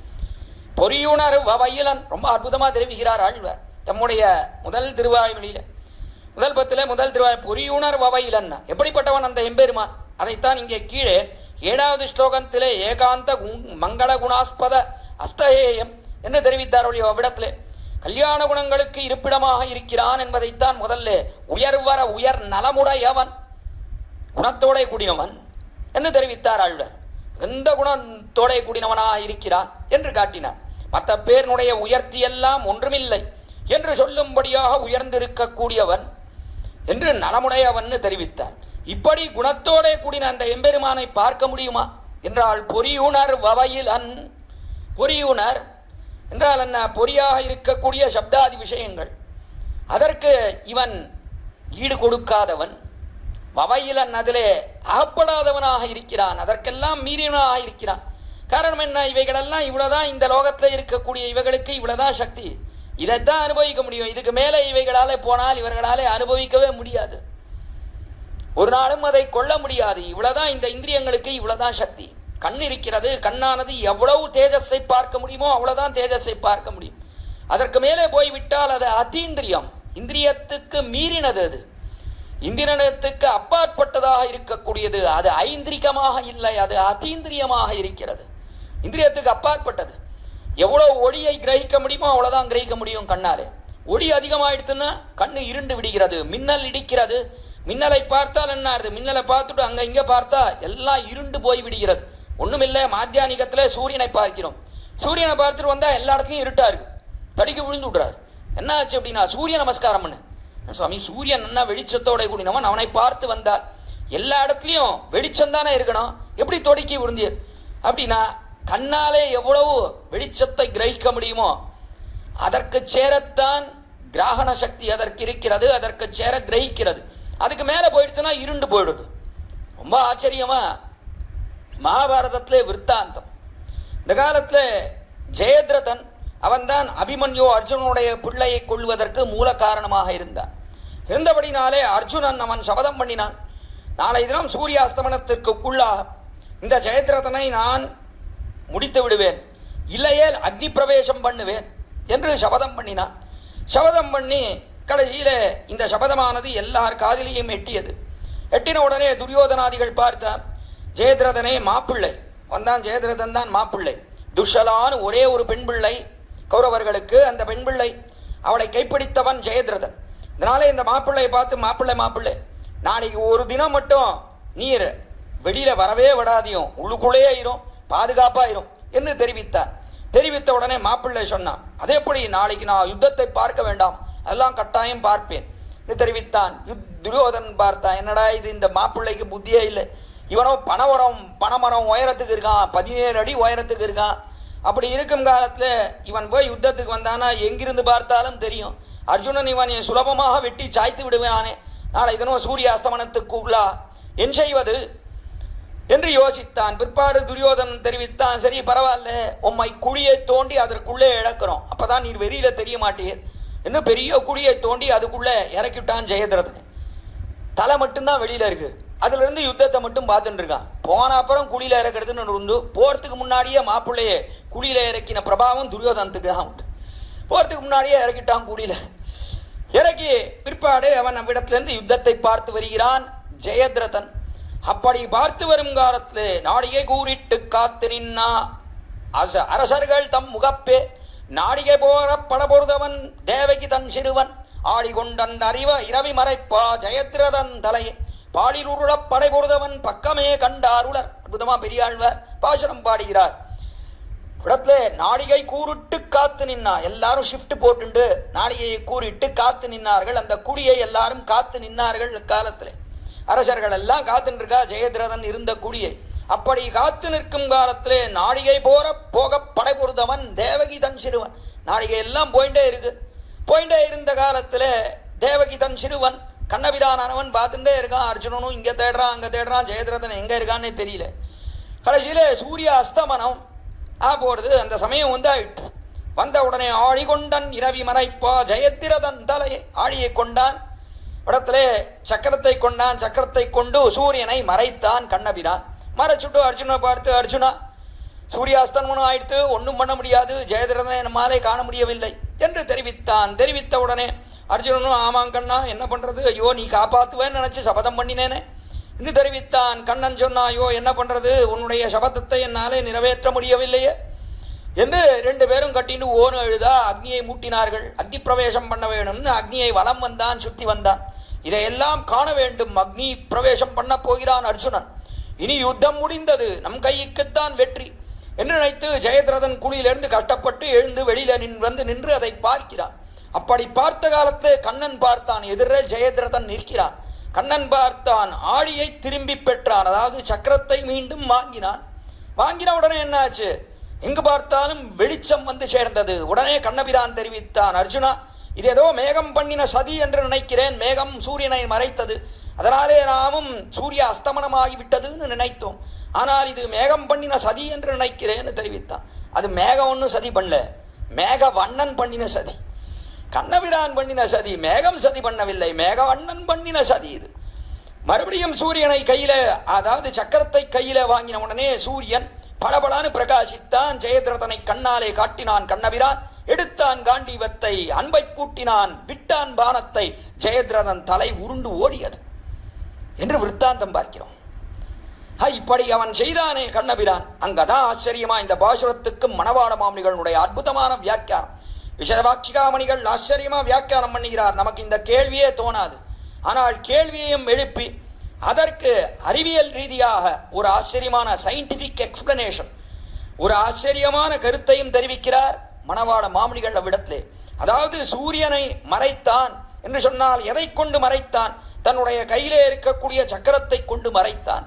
சக்கரத்தை கொண்டு மறைக்கிறானே, உண்மையிலேயே சக்கரத்தை கொண்டு சூரியனை மறைக்க முடியுமா?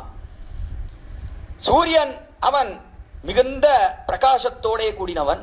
சக்கரம் அப்படி இருக்கான், பாஸ்கர கோடி துல்லியம், ஆயிரக்கணக்கான சூரியர்களுடைய ஒளி, கோடிக்கணக்கான சூரியர்களுடைய ஒளி பரிந்தினவன் சக்கரம். அப்படி இருக்கும் காலத்திலே ஒரு ஒளியோடே கூடின வஸ்து சக்கரம், அவன் இன்னொரு ஒளியோடே கூடின வஸ்து சூரியன். அவனோட கூடினால் எங்கு பார்த்தாலும் வெளிச்சம் தானே அதிகமானோம், எப்படி இருட்டாச்சு கேட்டார் மணவாள மாமுனிகள். ஆச்சரியமான கேள்வி இது. கேள்விக்கு யார் சமாதானம் சொல்ல முடியும்? ரொம்ப அற்புதமா தெரிவித்தார். இந்திரியம் இருக்கே, கண்ணாகிற இந்திரியம், அந்த கண்ணானது எவ்வளவு வெளிச்சம் இருக்கோ அவ்வளவுதான் கிரகிக்க முடியும். வெளிச்சம் அதிகமாயிடுச்சுன்னா கண்ணு குருடாயிடும். வெளிச்சம் ரொம்ப அதிகமாச்சுன்னா கண் தெரியாமல் போய்விடும். அதனாலே எங்கு பார்த்தாலும் இருள் சூழ்ந்தது. கண் தெரியலன்னு தானே இருட்டு, ஒண்ணுமே தெரியல அப்படின்னா இருட்டு. அதே போல எங்கு பார்த்தாலும் இருள் சூழ்ந்தது, ஒண்ணுமே தெரியாமல் போய்விடும். அப்படி ஏற்பட்டது அந்த கண்ணுக்கு எல்லாருக்கும். அதனாலே இருட்டி விட்டது என்று தெரிவித்தான் காலத்திலே கண்ணபிரான். நாளே சூரியன் அவன் இந்த சக்கரத்தை கொண்டு மறைக்கப்பட்டான்னு சொன்னா இந்திரியத்தாலே எவ்வளவு கிரகிக்க முடியுமோ அவ்வளவுதான் கிரகிக்க முடியும், அதுக்கு மேலே கிரகிக்க முடியாது. அதே போலத்தான் எம்பெருமானை கிரகிப்பது என்பதற்கு அது இந்த இந்திரியங்களுக்கு சேராது. ஏன் அப்படி அப்படின்னா இது தாழ்ந்த இந்த விஷயங்களையே அனுபவிக்கிறதுக்காக இருக்குண்ணா இந்த இந்திரியங்கள், அவ்வளவுதான் விஷயம். செவி வாய் கண் மூக்கு உடல் என்று சொல்லக்கூடியதற்கு எதோ கேட்கக்கூடாத சப்தங்கள் அதையெல்லாம் கேட்கறது காது. இப்படித்தான் எல்லா இந்திரியமும் தனக்கு தகாததிலேயே ஈடுபடுகிறபடினாலே தகுந்த எம்பெருமானை அறிய முடிவதே இல்லை. இந்த இந்திரியங்களுக்கு அவ்வளவுதான் இருக்கக்கூடியது இங்கே சக்தி. அதை காட்டினார் ஆச்சரியமா. சப்தாதியே அமைவ கோச்சரம் இந்திரியானம், கோச்சர இந்திரியானாம் சப்தம் என்று சொல்லக்கூடிய சப்தம் முதலிய தாழ்ந்த விஷயங்களையே கிரகிக்கக்கூடியது இந்த இந்திரியங்கள்.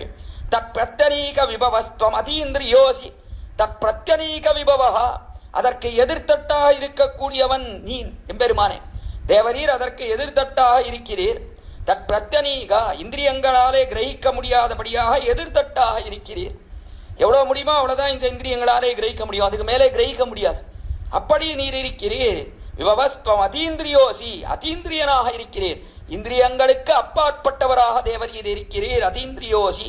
தேனைவ தேன பத தர்சனமஸ்தி கிஞ்சித், தேனைவ தேன பத தர்சனமஸ்தி கிஞ்சித் என்று தேனைவ தேன பதம் என்று இப்படிப்பட்ட தேவரீரை தர்சனமஸ்தி கிஞ்சித், தர்சனம் காண்பதற்கே அது தகாததாக இருக்கிறது. விடத்திலே அவரை பார்ப்பது என்பது தகாததாக இருக்கிறது. எதாலே பார்க்க முடியாது என்று சொன்னால் வாச்சா வாச்சோ தியஸ்ச ததையேவ ந கோச்சரோசி என்று வாக்கு மனசு, வாக்கு என்று சொல்வதற்கும் தி என்று சொல்லக்கூடிய புத்திக்கும் அப்பாற்பட்டவனாக இருக்கிறீர் நீர். இதெல்லாம் வாக்குக்கெல்லாம் அப்பாற்பட்டவர் தேவரீர். அதே போலத்தான் மனதுக்கும் அப்பாற்பட்டவர் என்று தெரிவிக்கிறார். இடத்திலே வாக்கு மனசு இதாலெல்லாம் எண்ணி முடிக்கவே முடியாது. ஒரு ஆனந்த குணம் என்கிற குணத்தை வர்ணிக்கிறேன் என்று தொடங்கியது வேதாந்தம். கடைசியில் என்ன பண்ணித்து யதோ வாச்சோ நிவர்த்தந்தே அப்பிராப்பிய மனசாசா ஆனந்தம் பிரம்மணோ வித்வான் அபிபேதி கதாச்சனேதி என்று ஆச்சரியமா தெரிவித்தது வேதாந்தம். ஆனந்தம் என்ற குணத்தை பேசுகிறேன் என்று தெரிவித்தால் அதை பேசவும் முடியவில்லை. இடத்திலே யதோ வாச்சோ நிவர்த்தந்தே, வாக்குக்கு அப்பாற்பட்டவனா இருக்கான். அதே போல என்ன மனசாலே அவனை நினைக்க முடியுமானா அதுக்கும் அப்பாற்பட்டது. ஆனந்தம்ன்ற ஒரு குணம் மனசுக்கும் அப்பாற்பட்டது என்று வேதாந்தமே தெரிவிக்கிறது. என்று சொன்னால் நம்மாலே இந்த புத்தியாலையும் அதே போல வாக்காலையும் அவனை அனுபவிக்க முடியுமா?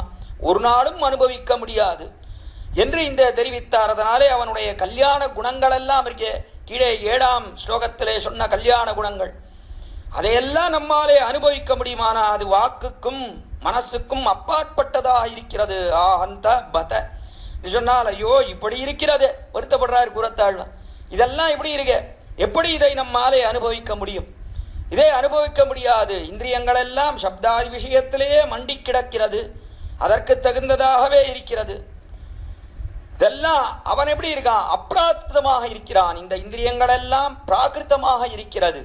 செவி வாய் கண்மூக்கு உடல்னு சொல்லக்கூடியது இது பிராகிருதமாக இருக்கிறது. அதாவது பிருத்திவி அப்பு தேஜஸ் வாயுராகாசம்னு சொல்லக்கூடிய பஞ்சபூதங்களாலே ஆனது இவை. ஆனால் எம்பெருமான் அப்பிராகிருதமாக இருக்கிறான். அதாவது திவ்யமங்கள விக்கிரகத்தோட கூடியிருக்கிறான் அந்த எம்பெருமான். அதாவது அவனுடைய திருமேனி இருக்க இந்த பஞ்சபௌத்தத்தாலே ஆனதன்று, பாஞ்சபௌத்திகம் அன்று. பரமேஷ்டி புமான் விஸ்வஹா சவிர் நிவர்த்தஹா சர்வஹா என்று சொல்லக்கூடிய பஞ்சோபனிஷன்மயமான திருமேனி. அந்த திருமேனியை போய் இந்த பிராகிருதமான இந்த செவி வாய் கண்மூக்கு உடலாலே எப்படி அனுபவிக்க முடியும்? அதாலே அனுபவிக்க முடியாது என்று நாம் இவ்விடத்திலே பார்க்கிறோம். சுவாமி அப்படி நாம் அனுபவிக்கிறோமே, எங்க அனுபவிக்கல? நான் அர்ச்சாவதாரத்தில் தானே பார்க்கிறோம், எம்பெருமானை பார்ப்பதில்லையா அர்ச்சாவதாரத்தில் என்றெல்லாம் கேட்கலாம். ஆனால் அர்ச்சாவதாரத்திலே அவனை பார்க்கிறோம் என்றால் எப்படி பார்க்கிறோம்? அவனை நடப்பதை பார்க்க முடியறதா? அவன் வீற்றிருக்கிறான் ஒரு இடத்துலேருந்து நடந்து போய் உட்காடுறான் அப்படின்றத பார்க்க முடியறதுல, அங்கேருந்து போய் படுத்துண்டான் அப்படின்றத பார்க்க முடியறதா? இதெல்லாம் பார்க்க முடியறதோ இல்லையோ அர்ச்சாவதாரத்தில்? இதெல்லாம் அப்படி அனுபவிக்கும்படியாக இல்லை இங்கே அர்ச்சாவதாரத்தில். அவன் எப்படி இருக்கான்? அர்ச்சகா சர்வசயிஷ்ணு அர்ச்சகபராதீன அகிலாத்மஸ்திதி என்று, அர்ச்சகா சர்வசயிஷ்ணு என்று அவன் பூஜை செய்வதற்காக இருக்கக்கூடியவனாக இருக்கிறான். அதற்கு மேலே நம்முடைய ஸ்வரூபம் எம்பெருமானுக்கு அடிமை செய்ய வேண்டும். அதனாலே இவ்விடத்திலே நாம் கொடுக்கக்கூடிய ஒரு திருமேனியிலே அப்ராக்கிருதமான திவ்ய சம்ஸ்தானத்திலே என்ன பிரீதி விசேஷத்தை பண்ணுகிறானோ அதை செய்து கொண்டு இங்கே எழுந்தருளி இருக்கிறான். அவ்வளவுதானே தவிர இவ்விடத்திலே நாம் எல்லாம் நம்முடைய இந்திரியங்களுக்கு அவனை விஷயமாக ஆக்க முடிகிறதா என்றால் ஆக்க முடிவதில்லை. ஏன்னா அப்படி இல்லை. இவ்விடத்திலே அர்ச்சகா சர்வசயிஷ்ணு எல்லாத்தையும் பொறுத்து கொண்டு அர்ச்சக பராதீனனா இருக்கான். அவன் இட்ட வழக்கா இருக்கான். அர்ச்சகர்கள் இட்ட வழக்கா இருக்கான். அர்ச்சகர்கள் இப்படி எழுந்தருளி இருக்க வேண்டும், நின்று கொண்டிருக்கணும், இவனுக்கு இப்பொழுது சயன திருக்கோலம் என்றெல்லாம் சொன்னா அப்படியே கொள்ளுகிறான் எம்பெருமான். அவனாக ஒரு செயல் எழுந்திருந்து போய் செய்வதில்லையோ இல்லையோ? அவனாக பேசுகிறானா? அவன் பேசக்கூடிய சப்தங்கள் நம் காதிலே விழுகிறதா? அதெல்லாம் இல்லையோ இல்லையோ இவ்விடத்திலே. அதனாலே இந்த இந்திரியங்களுக்கெல்லாம் அவன் அப்பாற்பட்டவனாக இருக்கிறான். சரி, இப்படியே இருந்தான்னு சொன்னா அவனை எப்படி அனுபவிக்க முடியும்? அவனை அனுபவிக்கவே முடியாது. கடைசியில எப்படி அனுபவிக்கிறது? அவனை பற்ற வேண்டும், அவனை வணங்க வேண்டும், அவன் காலிலே விட வேண்டும், அவனை இடத்திலே சரணாகதி பண்ண வேண்டும், அவனை சுத்தி பிரதட்சணம் பண்ண வேண்டும் என்றெல்லாம் இப்படியெல்லாம் பண்ண வேண்டும்னு சாஸ்திரம் சொல்றது. சொன்னா எங்க சுவாமி அவனை இதெல்லாம் எங்க பண்றது, எப்படி பண்றது அவனை என்று தெரிவித்தால் அதற்காகத்தான் அடுத்தபடியா 9வது ஸ்லோகத்திலே தெரிவிக்கிறான். ஏவம் ஸ்திதே त्वम् अदुपयश्रम उपायः मानेत केनचित् अलप्स्यतनोपलब्धुम् नोचेदमर्त्य मनुषादिषु योनिषु त्वम् इच्छाविहार विधिना समवातरिष्यः என்பது அற்புதமான 9வது ஸ்லோகம். அதில் தெரிவிக்கிறார். ஏவம் ஸ்திதே त्वद् उपसंश्रयणाभ्युपायः என்று ஆச்சரியமாக காட்டினார். அதாவது இப்படிப்பட்ட ஸ்திதியோடைய கூடினவன், நிறைய கல்யாண குணங்கள் இருக்கு, கெட்ட குணங்கள் இல்லாமல் இருக்கு, எல்லாம் இருக்கு, ஆனால் இந்திரியங்களுக்கு அப்பாற்பட்டவன்.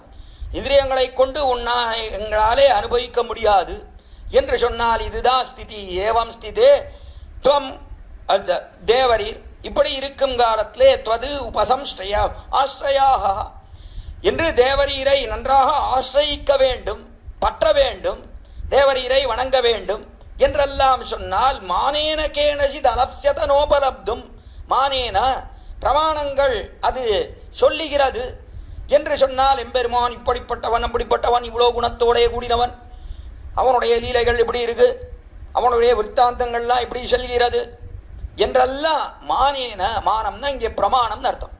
இடத்துல பிரமாணங்கள் எல்லாம் உன்னை பற்றி நிறைய தெரிவிக்கிறது. மானேன கேனசி தலப்ஸ்யத நோபலப்தும், ஆனாலும் தேவரீர் இவ்விடத்துல நமக்கு கிடைக்க மாட்டீர். பிரமாணங்கள் எல்லாம் எவ்வளவோ சொன்னாலும் உம்முடைய பிரமாணங்கள் எல்லாம் எல்லாம் ஓலைப்புறத்தே கேட்டுப்போம், அத்தனை எல்லாம் ஓலைப்புறத்தில் இருக்கு. இவ்விடத்துல ஓலை எழுதப்படாத சாஸ்திரம், வேத சாஸ்திரம் அப்படி பருத்ததிலே இருக்கிறது என்று சொன்னால் அப்பொழுது எப்படி நாம் அவனை சென்று பற்றுவது, எப்படி அவனை அடைவது என்று இங்கே கேள்வி. அதை தெரிவிக்கிறார் இங்கே. நோபலப்தும் நோச்சேத மர்த்திய மனுஷாதிஷு யோ நிஷித்வம். அதனாலே நீ என்ன பண்ற? சம்வாதரிஷ்யா, தேவரீர் அவதரிக்காமல் இருந்தால் எல்லாம் என்ன இருக்கும்? தேவரீர் அனுபவிக்கும்படியான யோக்கியதையே இழந்து விடுவீர். சம்வாதரிஷ்யா நோச்சேத என்று இவ்விடத்துல நீர் பிறக்கவில்லை என்று சொன்னால் ஒன்றும் அனுபவிக்க முடியாதுன்னா தேவரீரை எங்கே பற்றுவது? தேவரீரை எங்கே நாம் அனுபவிப்பது? இந்த இந்திரியங்களுக்கெல்லாம் அப்பாற்பட்டவர் நீர். நாளை இந்த இந்திரியங்களாலே அனுபவிக்க வேண்டும் என்று சொன்னால் நீர் இறங்கி வர வேண்டும். இறங்கி வந்தால்தான் இந்த இந்திரியங்களாலே அனுபவிக்க முடியும். செவி வாய் கண்மூக்கு உடல் இருக்கே, அதெல்லாம் அனுபவிக்கிறது என்று சொன்னால் எங்கே அனுபவிக்கிறது? அவதரிக்கணும் எம்பெருமான். அவதரித்தாத்தான் அனுபவிக்க முடியுமே தவிர அல்லாத பொழுது அனுபவிக்க முடியாது. இந்த காலத்திலே ராமனாகவும் கிருஷ்ணனாகவும் எம்பெருமான் அவதரித்தான்.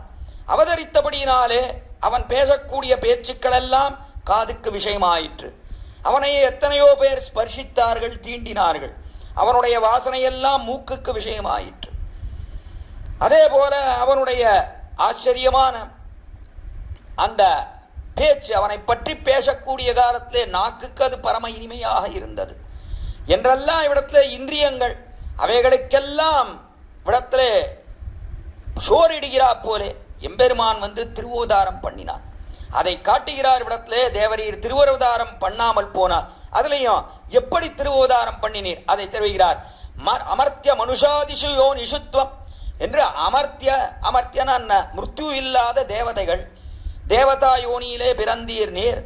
தேவதையாக வாமனனாக உபேந்திரன் என்கிற பேரோடு தேவதா சரீரத்தை, அதாவது தேவதைகள் அவர்களுடைய யோனியிலே பிறந்தீர். அதே போல அமர்த்திய மனுஜாதிஷு மனுஷர்கள் அந்த யோனியிலே ராமனாகவும் கிருஷ்ணனாகவும் மனுஜாதிஷு யோனிஷித்வம் என்று மனுஜாதிஷு அவிடத்திலே ஆதி என்கிறபடினாலே மற்றும் உண்டானது உடத்தே மிருகமாகவும் அதற்கு மேலாக மிருகமாகவும் பன்னியாயி அன்று பாரகங்கீண்ட பாடியான் ஆடியான் அருளே என்று எத்தனை அவதாரம் நாளே பன்றியாக வந்து திருவோதாரம் பண்ணினீர் நீர். அதே போலத்தான் விடத்திலே மீனோடு ஆமை கேழல் அரிகுரலாய் முன்னுமிராமனாய் தானாய் பின்னுமிராமனாய் தாமோதரனாய் கற்கியுமானான் தன்னை என்று தெரிவிக்கிறாரே திருமங்கையாழ்வார். அதற்கு சேர எத்தனை அவதாரங்கள். இந்த அவதாரங்களை எல்லாம் தேவரீர் பண்ணினீர். அதுவும் எப்படி பண்ணினீர் என்றால் தேவதையாக வந்து திருவோதாரம் பண்ணினீர், மனுஷனாக திருவோதாரம் பண்ணினீர், மிருகங்களாக திருவோதாரம் பண்ணுகிறீர். அதற்கு மேலே ஒரு ஸ்தாவரமாக குப்ஜா மரமாக கூட நீர் நிற்கிறீர். நாளை இதில் எல்லாம் வந்து திருவோதாரம் பண்ணாவிடில் தேவரீரை எப்படி அனுபவிக்க முடியும்? ஒரு நாளும் அனுபவிக்க முடியாது. இந்திரியங்களுக்கு அப்பாற்பட்டவர் நீர். அதை கீழ் ஸ்லோகத்திலே தெரிவித்து இந்த ஸ்லோகத்திலே அவதாரத்திலே இழிகிறார். க்ஷீரசமுத்திரத்திலே தேவரீர் படுத்திருந்தவர் அங்கிருந்து அங்க என்னவோ தேவதைகள் அனுபவிக்கிறதுக்காக இருக்கிறது. ஆனால் நாங்கள் எல்லாம் அப்படி அனுபவிக்கிறது. எவ்வளோ குணங்கள், எவ்வளோ ஆச்சரியமான காரியங்களை செய்யக்கூடியவர் நீர். அதையெல்லாம் அனுபவிக்க வேண்டும்னா அவதாரம் வேண்டுமே. அதனாலே தேவரீர் அவதரிக்கவில்லை என்று சொன்னால் எங்கள் இந்திரியங்களை கொண்டு எதையுமே நாங்கள் அனுபவிக்க முடியாது என்கிற ஆச்சரியமான அர்த்தத்தை இந்த ஸ்லோகத்திலே காட்டுகிறார். நோச்சேதம் அர்த்தம் அனுஜாதிஷி யோனிஷித்வம் இச்சாவிகார விதினா. நாளே எல்லா யோனிகள்லையும் தேவரீர் வந்து பிறக்கிறீரே, அதுவும் எப்படி பிறக்கிறீர்? இச்சாவிகார விதினா என்று இச்சையினாலே கொள்ளுகிறீர் ஒரு திருமேனியை. இச்சாகிரீத அபிமத ஊரு தேகா என்று இச்சையினாலே ஒரு திருமேனியை கொள்ளுகிறீர். அப்படி கொல்லுகிறபடினாலே தேவரீர், அதாவது என்ன அப்படின்னா, நமக்கெல்லாம் இச்சையாலே உடம்பு கிடையாது. இச்சையாலே உடம்பு இருந்தது என்று சொன்னால் நமக்கு வேண்டிய உடம்பு அதை கொள்ளலாம் என்று தெரிவித்தாப்பா. வியாதியே இல்லாத ஒரு உடம்பு, வைத்திய நடத்த போவே கூடாது, அப்படிப்பட்ட உடம்பு வேண்டும் என்று நாம் கொள்ளுவோம். அப்படியா இருக்கு நமக்கு? இல்லையே. நம் கர்மாதீனமாக நம்முடைய சரீரம். ஆனா எம்பெருமானுடையது என்ன அப்படின்னா, கிருபையாலே வந்து பிறக்கிறான் அந்த எம்பெருமான். பிறப்பில்லாதவன் பிறக்கிறான். அஜாயமானோ பகுதா விஜாயதே. பிறப்பில்லாதவன் பிறக்கிறான் அந்த எம்பெருமான். தனியன் பிறப்பில் இதன்னை தடங்கடல் சேர்ந்த பிரானை ஆழ்வார் அற்புதமாக தெரிவிக்கிறார். தனியன் பிறப்பில் இதன்னை அஜாயமான வேதம் தமிழ் செய்த மாறன். நாளை அஜாயமானஹான்னு வேதாந்தம் சொல்லித்து, புருஷோக்தம் சொல்லித்து, அஜாயமானஹா பிறப்பில்லாதவன், பகுதா விஜாயத்தை பலபடியாக பிறக்கிறான் என்று தெரிவித்த கிரமத்திலே ஆழ்வாரும் தெரிவிக்கிறார். தனியன் பிறப்பில் இதன்னை, பிறப்பு என்பதே கிடையாது, அஜாயமானஹா. ஆனால் அவன் என்ன பண்ணா? தடங்கடல் சேர்ந்த பிரானை, தடங்கடல் இடத்துல விசாரமான பார்க்கடல்லே வந்து சேர்ந்தானே, அப்படிப்பட்ட பரம உபகாரகன் என்று கொண்டாடுகிறார் ஆழ்வார். அதைத்தான் இங்கே குரத்தாழ்வான் தெரிவிக்கிறார். இடத்திலே பிறப்பில்லாதவன் அந்த எம்பெருமான். அப்படிப்பட்டவன் திருப்பார்க்கடல்லே வந்து சேர்ந்தான். அதைத்தான் முதல்ல 6வது ஸ்லோகத்திலே ஞானம் பலம் விபலமீசனை வீரிய சக்தி என்கிற ஸ்லோகத்தாலே அனுபவித்தோம். நாளை இங்கே வந்து திருப்பார்க்கடல்லே சேர்ந்து அங்கிருந்து குணங்களெல்லாம் நன்றாக நடையாட வேண்டும், பிரகாசமடைய வேண்டும், எல்லாருக்கும் அந்த குணங்களெல்லாம் போய் சேர வேண்டும், நம்மை பற்றி எல்லோரும் வாழ்ந்து போக வேண்டும் என்கிற திருவுள்ளத்தாலே எம்பெருமான் வந்து திருவவதாரம் பண்ணுகிறான். அப்படி பண்ணும் காலத்திலே இச்சாவிகாரம் என்று இச்சையினாலே அந்த எம்பெருமான் கொள்ளுகிறான். ஒருத்தனை தனக்கு தகப்பனாராக சேர்ந்தெடுக்கிறான் எம்பெருமான். நாளே தகப்பனாராக தேர்ந்தெடுத்து அவனுக்கு பிள்ளையாக வந்து பிறக்கிறான். பிதரம் ரோச்சயாமாச ததா தசரதம் நிருபம் என்று தசரதனை தனக்கு தாப்பனாராக கொள்ளுகிறான். ராஜாவான தசரதன் அவனை கொள்ளுகிறான் எம்பெருமான் இவ்விடத்திலே. என்று பார்க்கிறோம். முன்னாலே தசரதன் மகனொருவர் கல்லாத மாமேனிமா என் மகனாம் ஆழ்வார் தெரிவிக்கிறார். யாருக்குமே அவன் மகான் கிடையாது. அப்படிப்பட்ட அந்த எம்பெருமான் அவன்தான் எல்லோருக்கும் பிதாவாக இருக்கிறான், தாப்பனாராக இருக்கிறான். அந்த எம்பெருமான் ஒரு மகனாக இவ்விடத்திலே ஏதோ புத்திரகாமேஷ்டி யாகம் பண்ணினான் தசரதன், அதனாலே எம்பெருமான் வந்தான் கிடையாது. அவனுடைய இச்சையாலே இவனை தேர்ந்தெடுத்தான். இந்த குலத்திலே வந்து பிறக்க வேண்டும் என்று நினைத்தான். தசரதனுக்கு பிள்ளையாக நாம் வந்து பிறக்க வேண்டும் என்று நினைத்து வந்து இங்கே பிறந்தான் எம்பெருமான். எங்கா பிறந்தான்? கடைசியில முடியெல்லாம் இழந்தான். இவ்விடத்திலே இங்கே இருக்கக்கூடியவர்கள் அவர்களுக்கெல்லாம் முடியை கொடுக்க வேண்டும். கொடுக்கக்கூடியவன் எம்பெருமான் கடைசியில தான் முடியை இழந்தான். ரொம்ப ஆச்சரியம். எல்லாருக்கும் முடியை கொடுத்துட்டு தான் முடியை இழக்கிறான். அதானே பார்க்கிறோம். ஸ்ரீராமாயணத்தை பார்க்கக்கூடிய தான் பரதனுக்கு முடியை கொடுக்கிறேன்னா, அடுத்தபடியா அங்க போனா சுக்ரீவனுக்கு முடியை கொடுத்தான், விபீஷனுக்கு முடியை கொடுத்தான். இப்படி எல்லாம் கொடுத்து இதெல்லாம் கொடுத்ததே எப்படின்னா தான் முடியை இழந்து கொடுத்தான் என்று பார்க்கிறோம். ஆக இப்படி தன்னுடைய இச்சையாலே இவ்விடத்திலே எம்பெருமான் இதையெல்லாம் கொள்கிறான். லோகத்தில் இருக்கக்கூடியவர்கள் அவர்களெல்லாம் என்ன பண்றார் அப்படின்னா, தங்களுக்கு முடிய இல்லை என்று சொன்னால் தாங்கள் முடி கொடுக்கிறேன் என்றார். லோகத்தில் இருக்கிறவங்க என்ன பண்றார், எங்களுக்கு முடி வேணும், கிரீடம் வேணும், கிரீடம் வேணும் என்று ஆசைப்படுகிறார்கள் அவர்கள் எல்லாம். அப்படி இல்லை என்றால் முடி கொடுக்கிறேன் என்கிறாள். முடி கொடுக்கிறது என்ன, தலைமுடியை கொடுக்கிறேன்றார். பெருமானே மொட்டை அடிச்சுக்கிறோம், நாங்கள் ராஜாவாக வேணும், அதுக்காக நாங்கள் மொட்டை அடிச்சுக்கிறோம் என்று எம்பெருமான் திருமலையிலே சென்று திருவேங்கடமுடையான இடத்துல எல்லாரும் முடியை கொடுக்குறோம், முடியை கொடுக்குறோம். எதுக்கு முடி வேணும் எங்களுக்கு, நாங்கள் ராஜாவாக என்று முடியை கொடுக்கிறோம் என்கிறார்கள் லோகத்தில் இருக்கிறவாள்லான்னு ரசமாக அடியனுடைய திருத்தாப்புனார் அற்புதமாக தெரிவிப்பார் இவ்விடத்துல. இதனால இப்படி முடியை கொடுக்கக்கூடியவர்களா இருக்க எல்லாரும் முடி வேணும். எம்பெருமானுக்கு இதெல்லாம் வேண்டியதா? எதுவுமே வேண்டியதில்லை. இதற்கெல்லாம் அப்பாற்பட்டவனாக இருக்கிறான் அந்த எம்பெருமான் என்று பார்க்கிறோம். அதனாலே இவ்விடத்திலே வந்து இந்த யோனிகளிலே மனுஷனாகவும் மிருகமாகவும் அதே போல ஸ்தாவரமாகவும் இங்கெல்லாம் வந்து பிறக்கிறான். எதனாலே? இச்சையின் காரணத்தாலே, அனுகிரகத்தாலே இவர்களுக்கெல்லாம் கிருபையை செய்ய வேண்டும் என்கிறபடியினாலே வந்து சேருகிறான் எம்பெருமான். கிருபையாலே வந்து பிறக்கிறான் என்பதை பார்க்கிறோம். இச்சாவிகார விதினா சமவாதரிஷியா வந்து அவதரிக்கிறான்னு தெரிவிக்கிறார். உடனே குரத்தாழ்வான் ஆச்சரியமா அந்த அவதாரத்தை கொண்டாடத் தொடங்கிவிட்டார். விடத்திலே மேலே 10வது ஸ்லோகத்திலே ஷீலக்கையே சதவஹந்த தயை கசிந்தோ சுத்ரே பிருதக் ஜனபதே ஜகதண்ட மத்தியே சோதீய சோபி ஜனஸ்ய கிருதே கிருதித்வம் அத்தியாவதீரிய நனுலோசன கோச்சரோ பூ. அற்புதமா தெரிவிக்கிறார் விடத்திலே. பெருமானே வந்து தேவரீர் அவதரித்தீரே இந்த லோகத்திலே, என்ன குணம், என்ன குணம், இதை போலே குணம் உண்டா? உருகி போகிறார் குரத்தாழ்வான் விடத்திலே. ஷீலக்கயேஷ தவஹந்த தயை கசிந்தோ.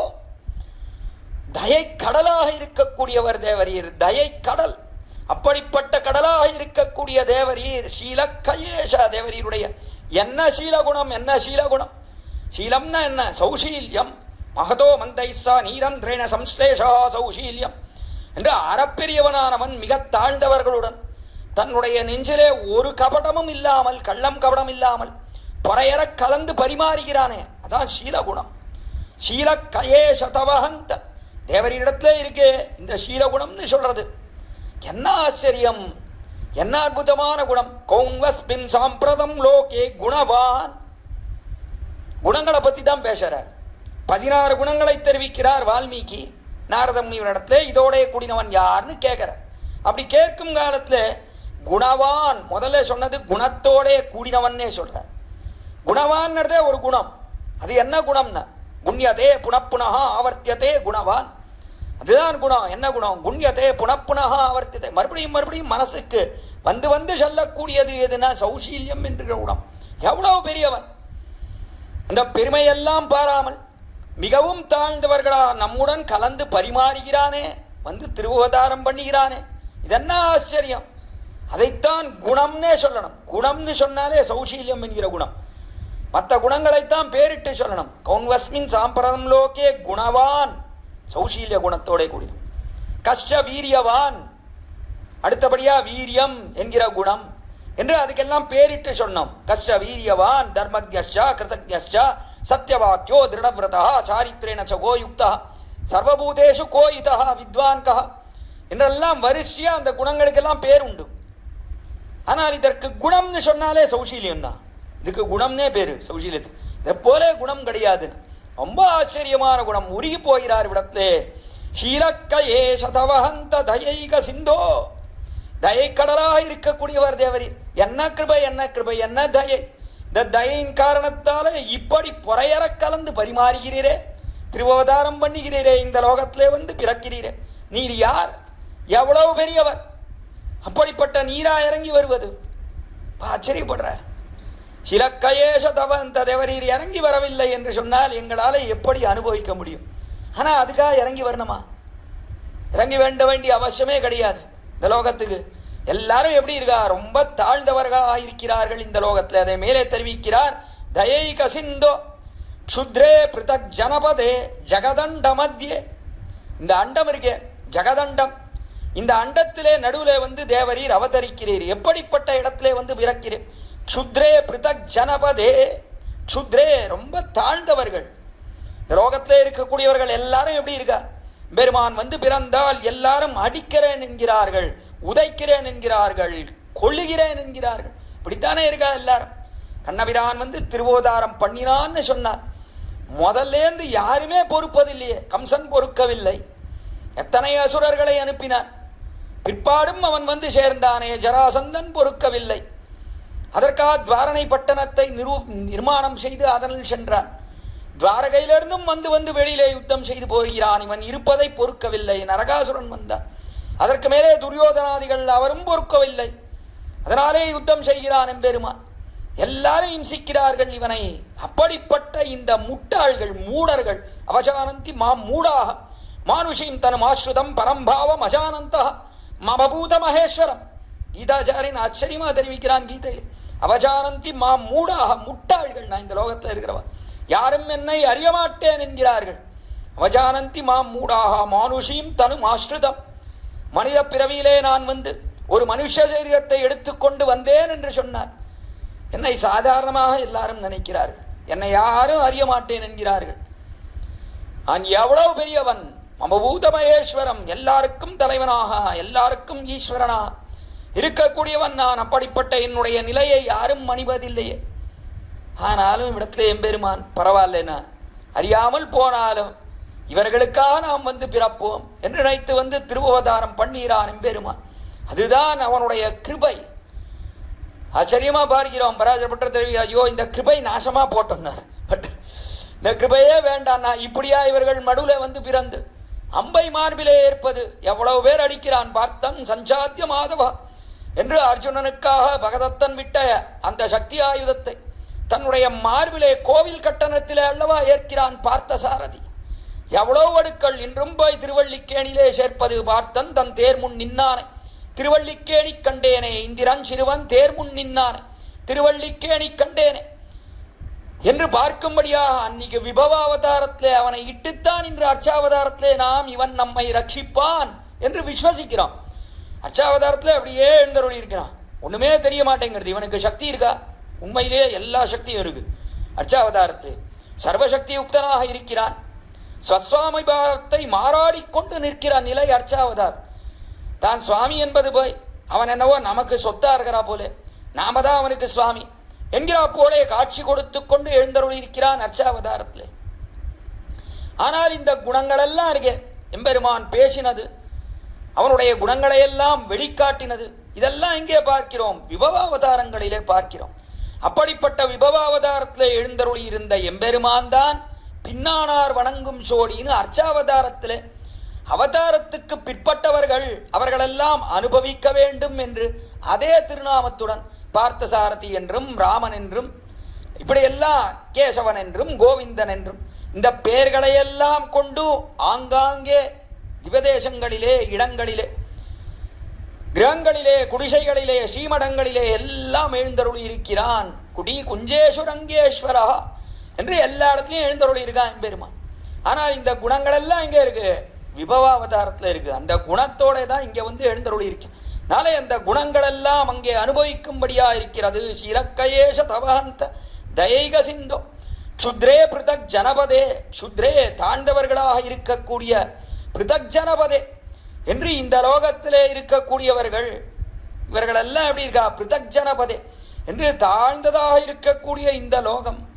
அந்த லோகத்திலே எம்பெருமான் வந்து ஜெகதண்ட மத்திய க்ஷோதீய சோபி ஜனஸ்ய கிருதே கிருதித்வம், க்ஷோதீய சோபி மிகவும் தாழ்ந்தவர்களாயிருந்தாலும் கூட இவ்விடத்துல எம்பெருமான் என்ன பண்றான், ஜனஸ்ய கிருதே கிருதித்வம், இவர்களுக்காக எம்பெருமான் எத்தனையோ காரியங்களை செய்கிறான்.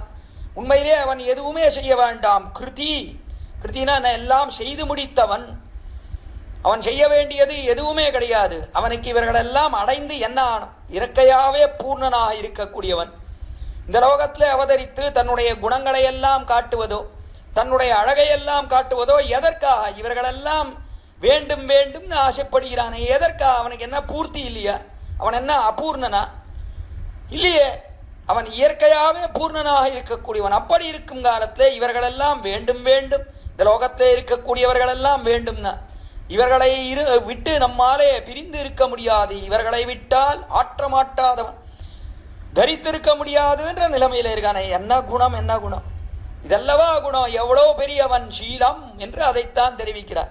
அறப்பெரியவனானவன் என்னவோ நாம இல்லைன்னா தரிக்க முடியாது என்கிறா போல அல்லவா இருக்கிறான் பெருமான். அதனாலே அல்லவா நம்மோடே சேர வேண்டும் என்று தன்னுடைய குணங்களையும் லீலைகளையும் காட்டுகிறார் இந்த லோகத்திலே அவதரித்து என்று அதை தெரிவிக்கிறார். சோதீய சோபிஹி ஜனஸ்ய கிருதே கிருதித்வம், கிருதித்வம் எல்லாம் செய்து முடித்தவர், தேவரால அடையப்படாதது எதுவுமே கிடையாது. அவாப்த சமஸ்த காமன், எல்லா ஆசைகளையும் நிறைவேறப் பெற்றவன்.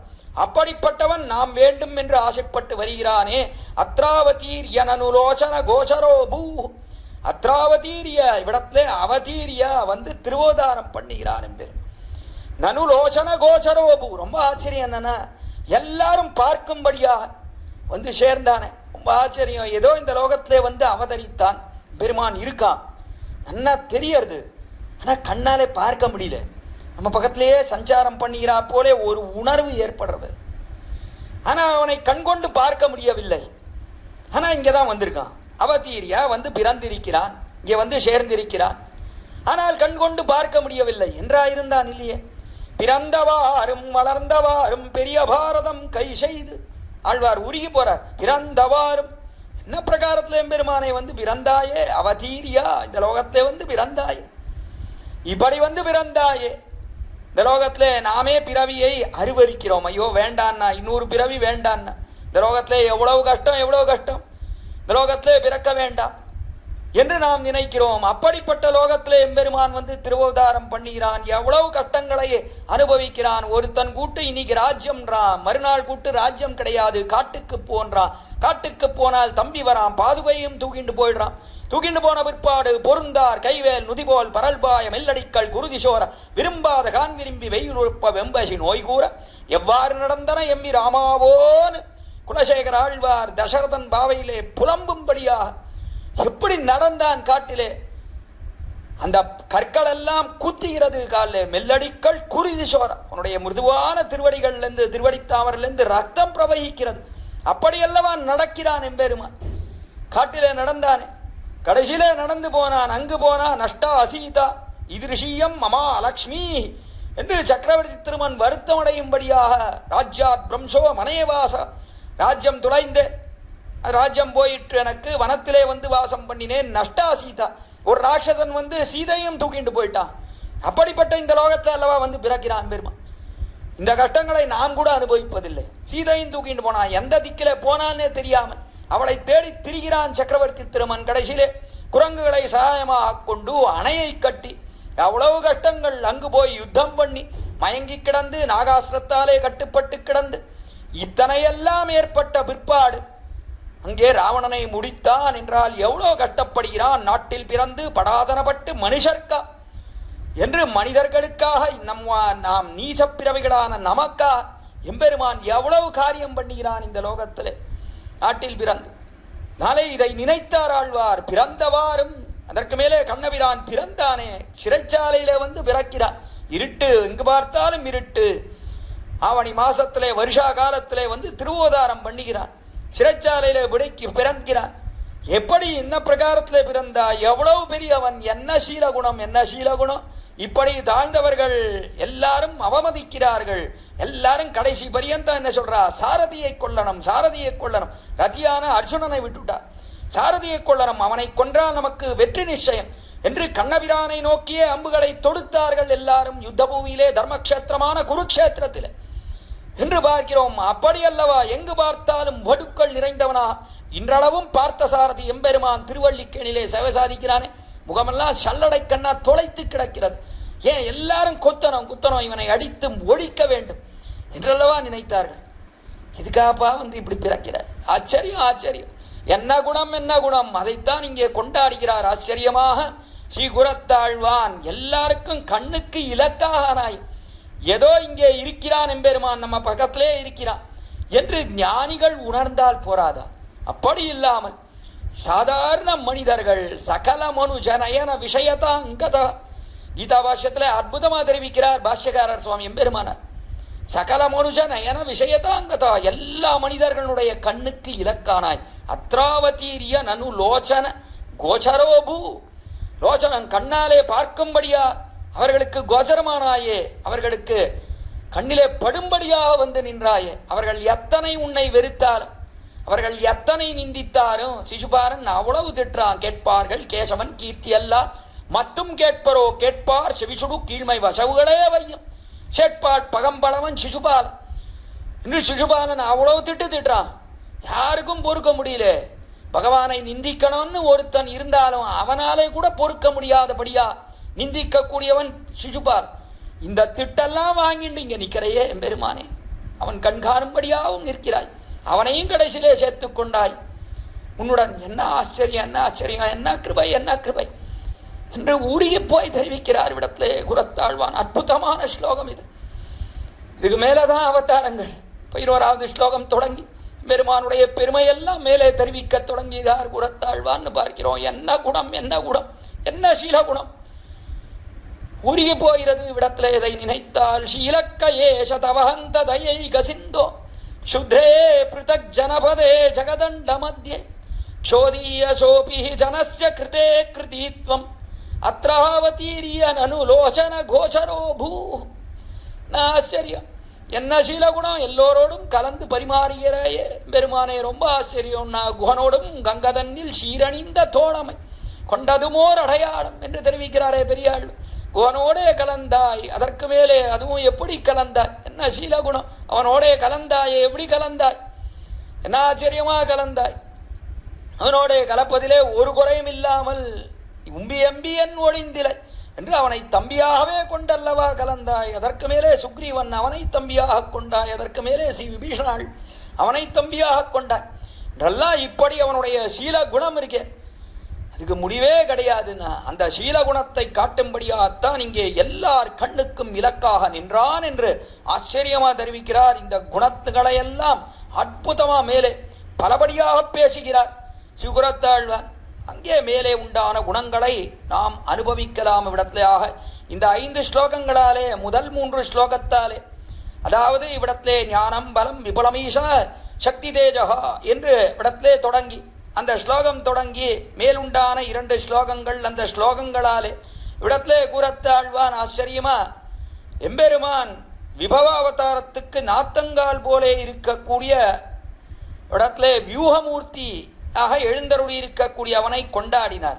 அதற்கு பிற்பாடு அந்த எம்பெருமானானவன் இப்படி இந்த லோகத்திலே அவதரிக்கும்படியாக நேர்ந்தது, தேவயோனியிலேயும் மனுஷயோனிகளிலேயும் அவதரிக்கும்படியாக நேருகிறது என்று தெரிவித்து அது 9ஆம் ஸ்லோகத்திலே காட்டினார். ஏவம் ஸ்திதே என்கிற ஸ்லோகத்திலே தெரிவித்து 10ஆம் ஸ்லோகத்தாலே என்ன சீலகுணம், என்ற எம்பெருமான் தயக்கடலாக இருக்கக்கூடியவன் எல்லார் கண்ணுக்கும் இலக்காக ஆனானே என்று 10ஆம் ஸ்லோகத்திலே சீலக்கவேஷ தவ அந்த தயைக சிந்தோஹோ என்று தலை கட்டுகிறார் இடத்திலே இந்த 5 ஸ்லோகங்களை.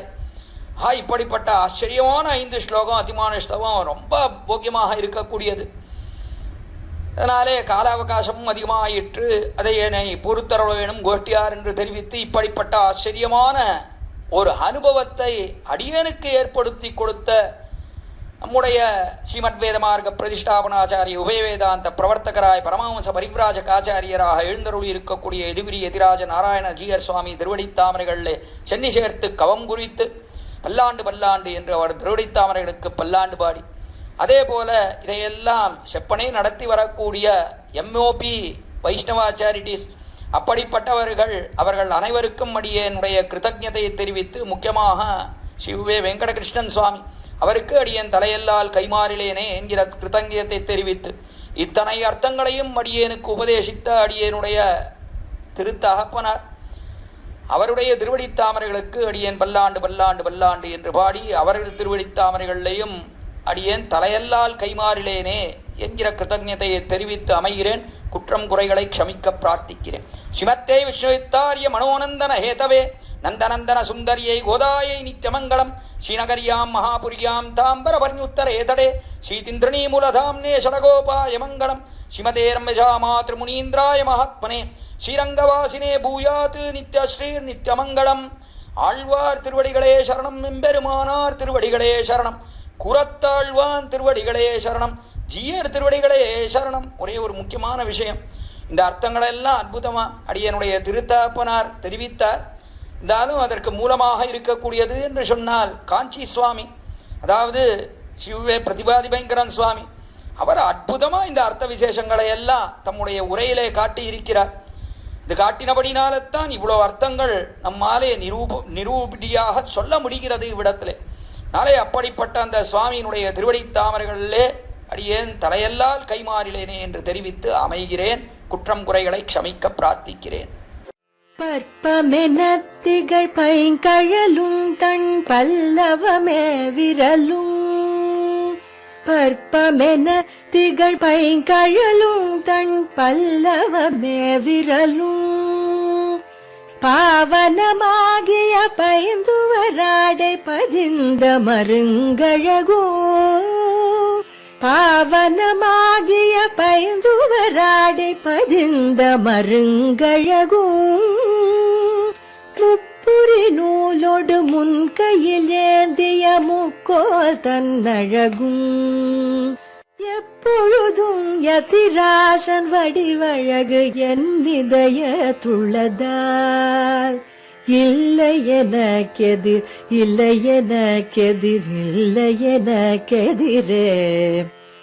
இல்லை எனக்கெதிர், இல்லை எனக்கெதிர், இல்லை எனக்கெதிரே. இல்லை எனக்கெதிரே, இல்லை எனக்கெதிரே, இல்லை எனக்கெதிரே.